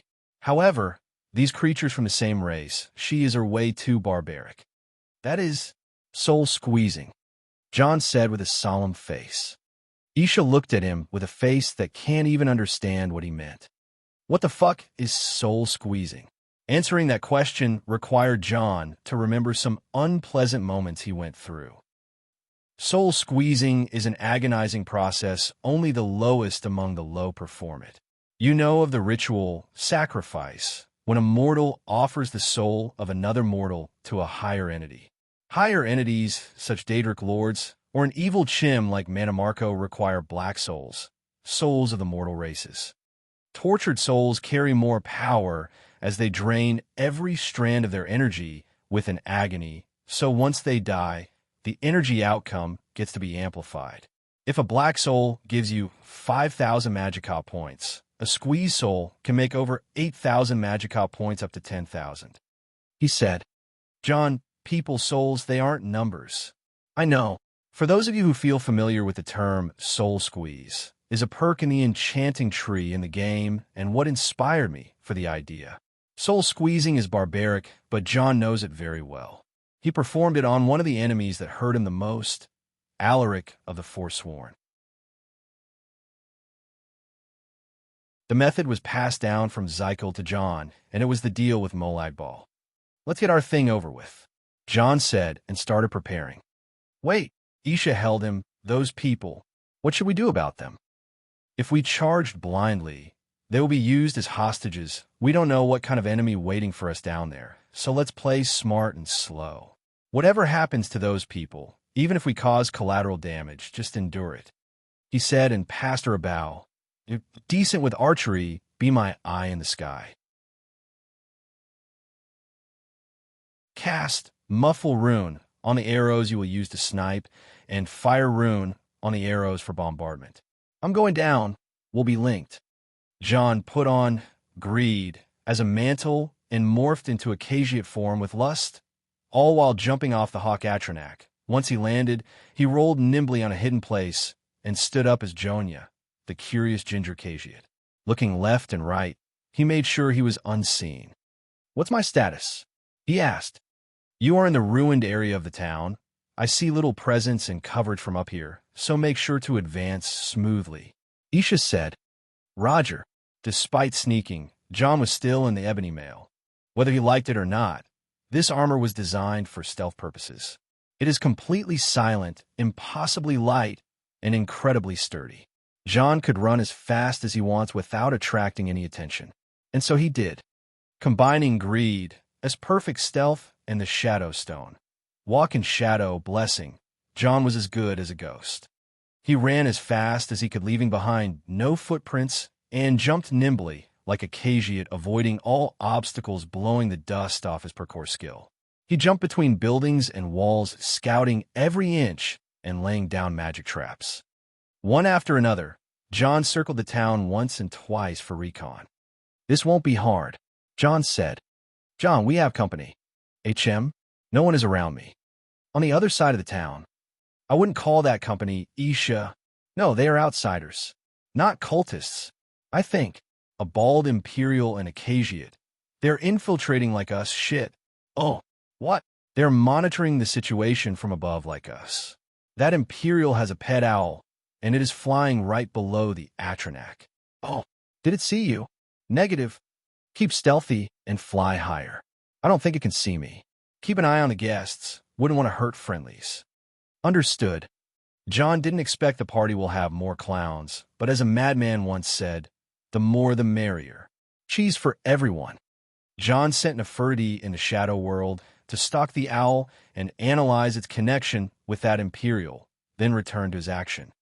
John, in his Cageate form, lowered his tall body and walked on all four with his tail wiggling around. He imbued himself with greed and maximized its property, perfect stealth, then let himself loose. With the flexibility of an animal, John moved on all four in an unimaginable speed. He reached the area where people were being tortured and passed swiftly like a feather between traffic. Each necromancer he came across was stunned with a paralysis spell. A second, 2, 3, 30, 40 a minute. All the necromancers in town were paralyzed without even realizing it. The people of the town were still wailing and screaming from the torture and pain. The situation looked as if the necromancers were just standing over them watching. Nothing changed. From above, Isha was holding her breath with wide eyes. She could see John because she was allowed to, and what she saw was a whole new aspect of John. That brute that liked to smash and bash showed some moves that can put both of Mirren and Miranda to shame. The name Catatasker wasn't just for show, it was well-earned and fully deserved. Isolating the town is done. It seems that the town hall is the headquarters of the cult of Clavicus Vile. John conveyed, "What is your status?" Isha woke up from her daze and checked her situation. "It is clear from up here. Our Imperial and Cageate friends are avoiding the cultists carefully. It seems that the Imperial is some sort of a seer, a mystic perhaps. Oh, interesting. A fellow mystic is always a welcome addition," John said while casting Beacon Rune around the town. Beacon is a spell developed by Nurina and was lately developed by John into a rune version compatible with the system and the light screens. Once John connects the beacons to himself, he can get visual feedback on what's going on around the beacon rune. Not only was the town under his control, but he also could see and hear everything around. A few minutes after waiting in the shadows, the two guests entered the town stealthy and kept avoiding the cultists. The Cageate was very skilled at sneaking, while the Imperial kept following his companion's lead and detecting the magic for him. "This way, Kellen. That big building over there must be the place you want." "Are you certain, Nag?" "I have a strange feeling about this." "Don't worry. This one is certain the scroll will be there this time." The Imperial was called Kellen and the Cageate is Nag. Interesting pair, and their goal is quite obvious. The Elder Scroll that Zane acquired. But even though John is a generous man, he won't be this generous to let an Elder Scroll slip by. "Looks like we have to get rid of them after all, Isha," he said. "Should I do the honors?" "Patience. The thief can't kill on a heist." "Why?" "Because that's the first line between a thief and a bandit." John kept watching Kellen and Nag as they slipped through the town to reach the town hall and snuck through a window. It was his turn to follow. Having those two fools in front of him will make them a good decoy, but unlike them, he had his ways in. He simply walked towards the front door of the town hall, fully sure that all the cultists around were totally paralyzed. But beyond the gate, he felt too many concealed auras. It was time to work. John scanned the place, quickly avoiding all the strong auras underground, and realized that the upper floor was just a decoy, for there were numerous underground tunnels. Speaking of the worm cult, I guess the name is well-earned. John joked as he cast Life Vision and Death Vision to gain precise feedback on his enemies' locations. Now it was time for the big guns. John found a place where the tunnels around him were empty and took out Pride. He cast a highly focused red beam that pierced the floor under his feet straight through the ground and cut it in a circle. He then used telekinesis to clear the entrance he made. Pride's roll was over, and now came the turn of Maroon's Razor, a one-man, one-dagger action. John slid through to the underground tunnel that was dubbed by some unknown method. It seemed like a non-magical way because it lacked any trace of magicka, so it is safe to assume that some sort of undead was developed in a certain way to dig tunnels, just like those siege centipedes from the day of Rahad. John took the tunnels one by one, discovering a whole new town under the town. It was a large operation center for the cult to use. Thankfully, John was able to locate the ins and outs of the tunnel network. He waited until the Imperial and Khajiit pair were in the tunnels too, then started sealing those entrances. Once all was over, he contacted Isha. "I left you a way in from where I entered. Now you handle everything above the ground and leave underground to me." "Understood." At that moment, none of the cultists could come to imagine that above ground they are trapped with the most spiteful and angry sister in the world, while underground they are trapped with a monster who wants to play a thief for the sake of not letting his skills rust. Every notion of terror was just reversed. From now on, we could begin the countdown. After this heist event, only two remain, a short side story and the final battle.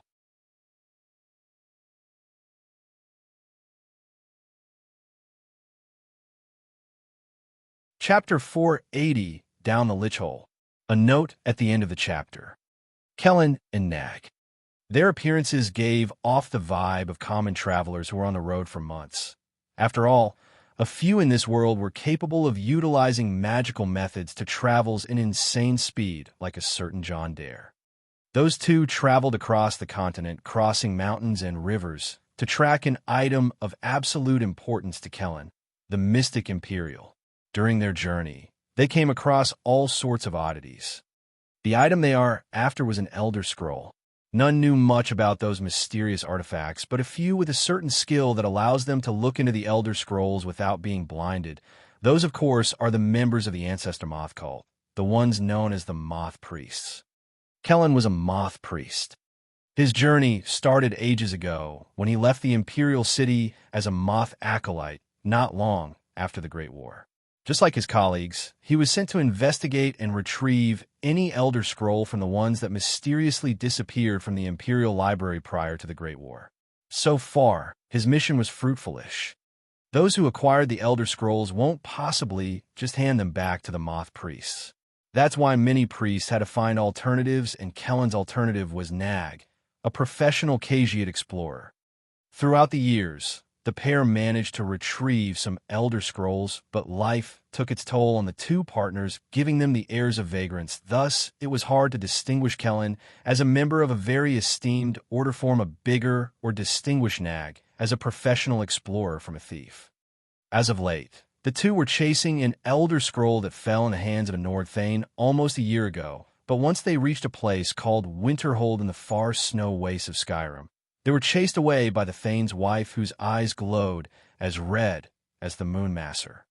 Later that year, an Elder Scroll was stolen from Warest and arrived someplace in Hammerfell in the hands of a Daedric cult. That's why the two were infiltrating this place with all chaos breaking loose above ground. Stupidity was it, or courage? Kellen's duty to gather the Elder Scrolls and Naga's addiction to risks and exploration led the two into one of the most dangerous places on Nirn yet. It is awfully peaceful. Nag couldn't help but comment about the situation. "It is indeed. Something is not right. We should secure our retreat," Kellen said. This one agrees. The two turned back to see their escape route, but as they reached the place they entered from, the road was blocked by some rubble that appeared without any notice. Things were more serious than they could imagine. Meanwhile, in another place, John was consumed in playing the role of a thief on the easy settings. He wasn't discovered as there was no chance someone with his resources and cheats can be discovered in the first place. Even the magic he was casting needed a very sober arch-wizard to trace a hint of it, so for now, all was good. But John made a discovery. All the cultists of Clavicus Vile in these tunnels were vampires. Underground, there were loads of human victims used as livestock for those vampires. They were blinded and brainwashed to act like herds of animals, which made John pour his anger on the first vampires he came across, ripping them apart with his bare hands. After cleaning behind himself, hiding the bodies in the cube, John decided to take a different approach to this situation. Out of mercy, he wanted to end the lives of those brainwashed people, but knowing that they would power the soul snare instead, John left them be. He rather targeted the vampires with a weapon they never faced before. One vampire was patrolling a tunnel, ran into John without noticing him, only to get himself pinned to the ground with John above him. John cut his own hand and let his blood flow in the mouth of that vampire.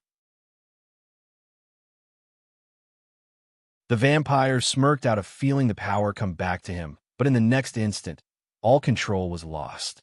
The vampire, which is a being with a grim soul, a body that feasts on blood, and eyes that can control its victims, is now under the control of the species that was always its prey.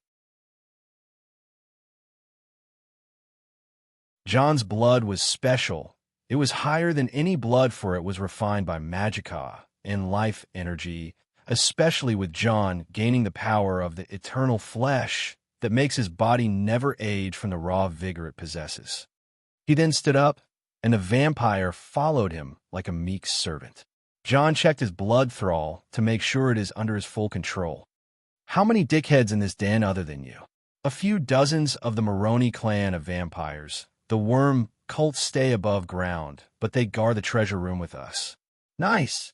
Where's the treasure room? 2 levels underground. What is guarding it? 10 elder vampires, 3 flying skulls, some undead. What on earth is a flying skull? John didn't remember anything of the sort. It didn't matter anyway, so he gave the vampire the last order. Go bring me 2 of your vampire friends. With that, the vampire turned around and walked in the tunnel. John hid around a nearby corner while displaying what the vampire is seeing on a system screen through the beacon rune he left on him. A minute later, the vampire came with 2 others. Hey, wait up. Who wants to see us? One of the 2 vampires following the one John enthralled kept nagging. He is here, the thrall vampire said. Ooh, him. Who is that? What's his name? I don't know. The fuck? No need to talk to him too much. He won't answer you anyway. John came out of the shadows. Restrain that one. Without introductions, John leaped onto one of the vampires while the other one was restrained by the thrall vampire. It didn't take much for John to enthrall the other 2 after making sure that no sounds escaped with a muffled circle he lied around. Now, he had 3 thrall vampires on his side. Okay, dickheads, bring me your friends. How many liters of blood did he spend on those vampires? The answer was not much. John's blood is too potent for them, to the point where a few drops were enough to control a lesser vampire. Judging from what he knew, he now controls almost 8/10 of the vampires. It wasn't a big number, but can still overthrow the others. John couldn't risk facing the vampires and killing them in a direct combat, else, when Clavicus Val claimed their souls, he would surely see that his treasury was compromised. And now for the grand finale. Infighting between vampires, which is not anything strange in Dater communities at all, but rather something highly encouraged. John's thrall vampires were unleashed like feral beasts on the higher vampires, and a senseless fight started. John was standing on the sidelines, watching how it all unfolds, and even took the chance to trap some souls for the purpose of not leaking anything important to the Clavicus vial. In less than 1 hour, all the tunnels were controlled by the thrall vampires. John gave them a final order to go to their coffins and sleep early like good little boys.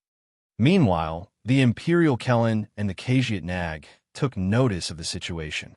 They have explored 3 levels underground till now and found them completely clean. At the final level, there were traces of battle, but no bodies were found. This is wrong. This one says we should leave, Nag said while analyzing the place around him. Be my guest. Whoever locked us down here made sure we have no choice but to move forward. Kellen said. The situation only required advancing at the moment, but it wasn't long until the 2 finally came across someone. It was a Khajiit, ginger-furred, tall, and completely donned in black. If that was not an evil cultist, then by no means he is anything else. The good thing is that he didn't notice them. The 2 understood that it would be best if they didn't attract the attention of that person, and rather kept watching from the back. At least they could figure out the situation first.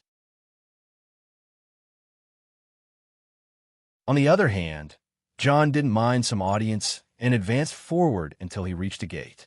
It was a large gate sealed by some kinds of roots and have many dead signals behind it.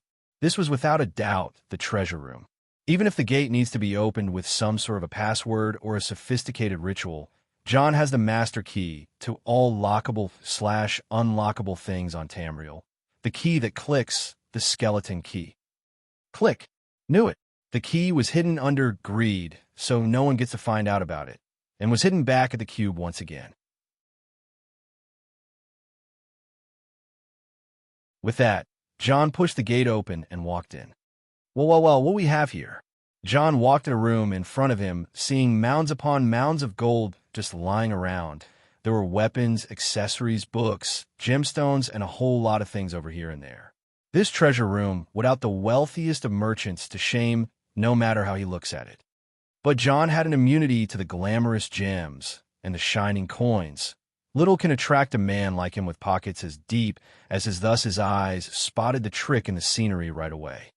The chains of Azadul's evil fists were loosened all of a sudden, then got imbued by John's magicka, and in the following second, they were on a white ashen flame that consumed even the ground touched by the flame. Crackle, crackle. John waved his arms with the chains on them, and they danced like snakes of flame around him. Swing, swing.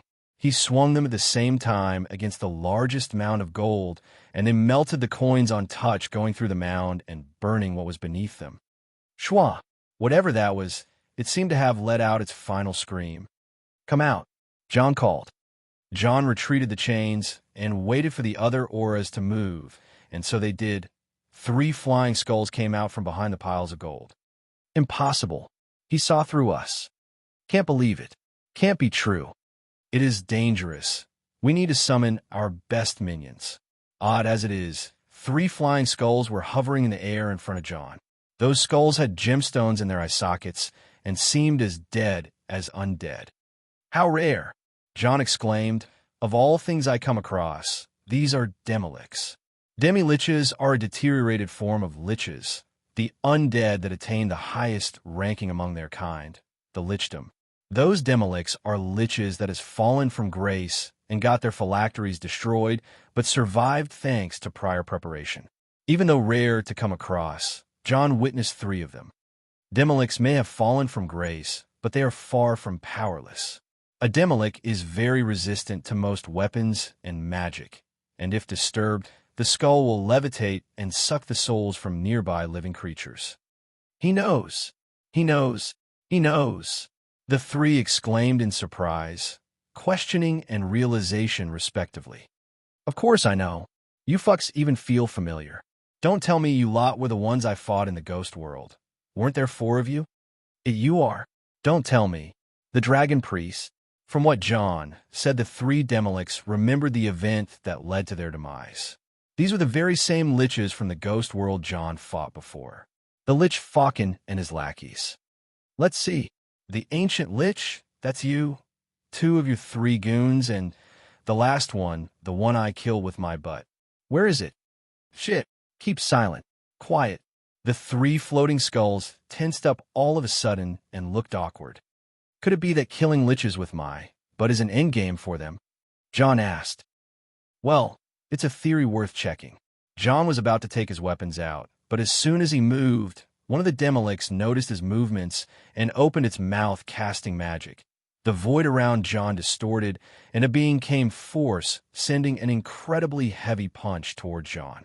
John entered the Got-Fang stance, and with one palm, he stopped the attack. Then with his body, he channeled the power of the impact to his other hand that struck back that being at its abdomen. A perfect counter. The being flew away from John's side and landed on a pile of gold. It was then when John took a good look at the recently summoned undead surrounding him. You gotta be kidding me. Not just from one undead, but he recognized most of the ones that were summoned. These were the reanimated zombies of men he once knew. The former champion of Bothia, Gollum, the 2 orcs laborers of Malakath and Periite, minotaurs and centaurs from the battle forsworn John Dare, the worm cultist that he killed once he invaded the Ansei Pyramid, but most notably, the fighters from the Imperial Arena he killed by his hands, and on top of them, the one he just blew away, former Grand Champion Darius. The worm cult has collected all those bodies and brought them back for one last round against him. God damn you. Now I'm pissed. John stopped the ground, and a dragon roar came from inside his soul through the aura. He was in a rumble now that things have reached this point. His astral energy was called forth and manifested itself in the form of tens of fire WRMS, spectral serpentine flame ghosts with dragon heads swirling around him. No matter what gold in this treasury, this battle will soon melt it all to the ground. Thank you. First and foremost, I deeply apologize for the unannounced break that I took. It was important, and so I'm sharing the news. It has been a long time, but I finally got the chance to buy a total badass PC for gaming. It took me the past few days to put it all together, and it is a dream come true, guys. But the most important thing to say here is that I would never have done this without your support. I would have never. This is the novel's money, and I will put all the efforts through it in the novel. We wrote almost 500 chapters on old laptops, smartphones, and internet cafes, but this is yours as much as it is mine. I am happy, but I can't express how happy I am. Once again, sorry about the unannounced break, and to the chapter.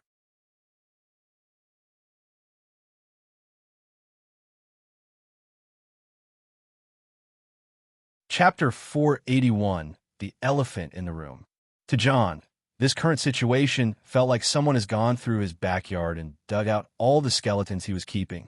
The only victims that are around were the ones that got too disfigured to bring back, like Alaric, for example. Darius, Gollum, the two laborers Malvis, and the list goes on.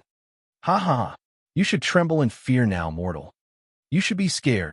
Yeah, scared. The three Demolics were excited to summon their glorious undead that caused the look on John's face to change. They bragged and dragged, thinking they have already got into John's head. God damn you. Now I'm pissed. You fuckers are over your motherfucking heads in ways you don't even comprehend. John spoke in a tone that betrayed his Khajiit appearance. What I kill should stay dead. Not for some shits like you to reanimate it. Once he finished those words, his power exploded in a scene that can only be described as spectacular. Tens of fired WRMS appeared around him in a storm of draconian rage. None knew what caused him to be that angry, but sure as hell this treasure room was not going to stay intact if that man kept increasing the heat by the insane, fired WRMS surrounding him. Some of the gold coins lying around the treasure room started melting from the intense heat, and all the weak undead were already burning. Do something. Attack. Attack. It is burning. The three Demolics feared the damage they were receiving. They were in the lowest form a lich can reach, and death after that point is true and absolute. The damage that their damned souls will take will render them mindless skeleton once they get reanimated by the Worm King who they have disappointed too much. Now, they could only think of attacking John with all their power. The first undead capable enough to withstand the heat, fired WRMS, charged at John with its sword aiming at John's head, but John didn't even spare that zombie a glance as a fired WRM went through it, setting it ablaze, then to a fine ash. John then took a step forward with his hair brightening redder and his eyes glowing colder in the hellish image forming around him. Retaliate. Now. The Demolics kept flying around shooting spells at the fired WRMS, but it was as if a new bee went into the lair of the final boss all of a sudden. All their attacks were rendered useless on the spot. John raised a hand, and his fire WRMS flew forward, devouring all the undead in his path. I won't kill you. I will make an example of those who dig out my skeletons. Those former enemies he faced once in the past were no longer his opponents. John's stupidly terrifying growth was already something out of the world. The direction he waved his hands and the places where his eyes landed on were the death spots. Nothing survived the rage of the fired WRMS. But there were powerful undead in the punch. Darius, Gollum, the Laborer, the Minotaur Malvos, and some of the Forsworn. They all attacked him systematically from every direction. Ha ha, you fucktards are longing for a rematch? Fine, I'll destroy all over again. John already had pride floating above him and the ebony blade, floating above and shooting magic like a guided turret. Master, let me out. Even Jax called from inside the cube. Jax could feel the enemy that humiliated him out there, even though it is dead now. Malvos, the head of the Minotaurs from the Battle of the Forsworn, was Jax's archenemy. You can have him. John let Jax out, and the raging Minotaur charged out from the cube to join the mess. John held the neck of one of the two laborers he killed in Morrowind and sent him up, then grabbed his feet and started waving him out to hit the others. It was safe to say that using zombies to kill zombies was effective in ways that made John surprised. Between his blade dealing with the strong opponents, his corpse weapon beating the other weak corpses, his staff flying around torching the undead like a machine gun, the swarm of the fire WRMS setting everything, and his remarkable apprentice Jax breathing fire at its nemesis. It was safe to say that this one-sided bullying was turning the situation into an actual hell. But from the sidelines, two innocent bystanders were simply standing there with their mouths agape. Kellen and Nag were too taken aback by the hellish scene that broke loose all of a sudden. Kellen, this one can take it no more. If he was left doing what he is doing, not a single coin will survive the heat. The Elder Scroll inside may get damaged. Nag said, holding his head. The Elder Scrolls can't be damaged no matter what, but the scene is breaking my heart. We need to do something. Kellen said to shouted, Hey, brother, go easy on the fire. Despite shouting, John was too absorbed in the battle and didn't really bother. We need to get close to him. Nag spoke. I don't know. He will beat us if we showed uninvited. Then you wait here. This one will do it himself. Nag left Kellen back and charged to the middle of the situation. Wait. Nag, stop it. The reckless Khajiit charged in the middle of the fray, aiming to reach his rampaging kinsman. Meanwhile, John noticed him, but he also saw what the three Demolics are doing. The Demolics applied their energies together and started casting a single spell at the same time. He didn't know the nature of the spell, but his alarm protection spell told him to not get hit by it, thus it was of importance to interrupt it right now. John had the ebony blade in a hand, while the other was free, which meant he could do it thus. He called forth the fastest weapon he could pull out. The Wabbajack. Not caring for the result of its random effect, it would serve as a good distraction for the time being. But not everything would go as planned. Nag interruption caused the situation to get messy. The Khajiit was trying to get to John, but he noticed the three Demolics casting magic towards John's back, so he thought if he helps with those three skulls, he may be able to earn the other Khajiit's trust. But he was in the way of the Wabbajack. Hey, be careful, John shouted. Nag. Kellen jumped up, seeing his partner getting hit by John's spell coming from the strange black staff. Asterisk bang. Star. A large explosion of red smoke occurred when the spell hit Nag, and everyone stopped what they were doing. John retreated his fired WRMS inside him and moved instantly towards the door of the treasure room, stopping Kellen from charging to what can possibly be his demise. Wait. No, my friend. He's fine, I think. There wasn't enough time to think as the result of the Wabbajack. This magic has finally emerged in the room, followed by an utter silence from all the participants in this messy situation. Okay, that is unexpected on too many scales. John couldn't help but comment. Nag. Kellen was taken aback, seeing what became of his friend. Don't worry, it is temporary. John patted his shoulder and kept looking at the large creature that the Khajiit Nag transformed to. Nag, who turned into a large creature only seen in the wilds of Valenwood, the savannas of Elsewhere, and the jungles of Black Marsh, stopped right where he is and didn't show much of movements. He was closing his eye, but soon he opened them to see his point of view much higher. He looked down to see three tiny skulls looking at him with utter silence, then looked to the side, where John and Kellen were poker-facing. What's going on? This one is. He tried to speak, but he noticed he's incapable to do so. He tried to move his limbs, but it all felt strange all over his body. He felt something heavy on his face, but soon after he realized it is not a part of his body, and he is. Where's my fur? Where's my glorious fur? He was furless, a nightmare to any member of the fur stock.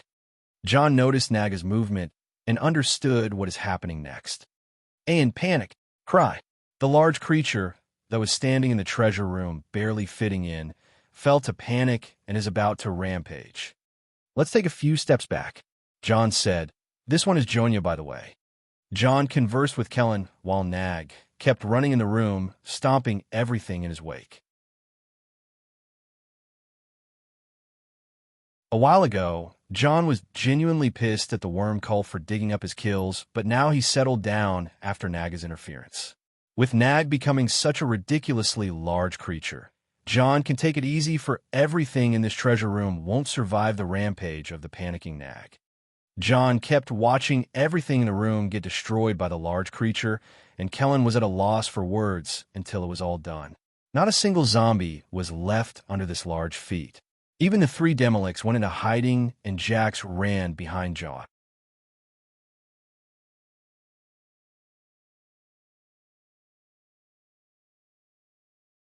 Oomph. Jerk. Nefertiti didn't listen and tried to sink in her own shadow, but he held her first. Let go. No. Let go. No, no, no. As the two had their own home and cat argument, Isha took the cube from John and aimed it at the stuff in the room, then started sweeping everything in there inside it. Hey, wait. Please listen. We request something. Kellen shouted as he saw Isha hoarding everything. First come, first serve. She ignored him. No, we don't want any of that gold. We just want an item that only I can use. It won't be of any use to you. Kellen said. The Elder Scroll? Isha asked. Kellen didn't imagine that his errand was exposed. We're keeping it, Isha said and continued sweeping. Wait. At that time, John interfered. He was entangled with Nefertiti, pulling each other's faces, but the matter seemed important. Hey, Imperial, you are a moth priest, right? John asked. Kellen seemed hesitant, but later he nodded. Good. I'll make you a deal. You read that scroll for me, and it is yours. You game? You know, guys, I'm really disappointed that no one of you mentioned that Kellen, Nag, and Isha are the first 3 characters that appear in the Elder Scrolls Legends. That you're tuning in to the Warrior Lore YouTube channel. Don't forget to subscribe and join us on this journey to catch the most captivating stories.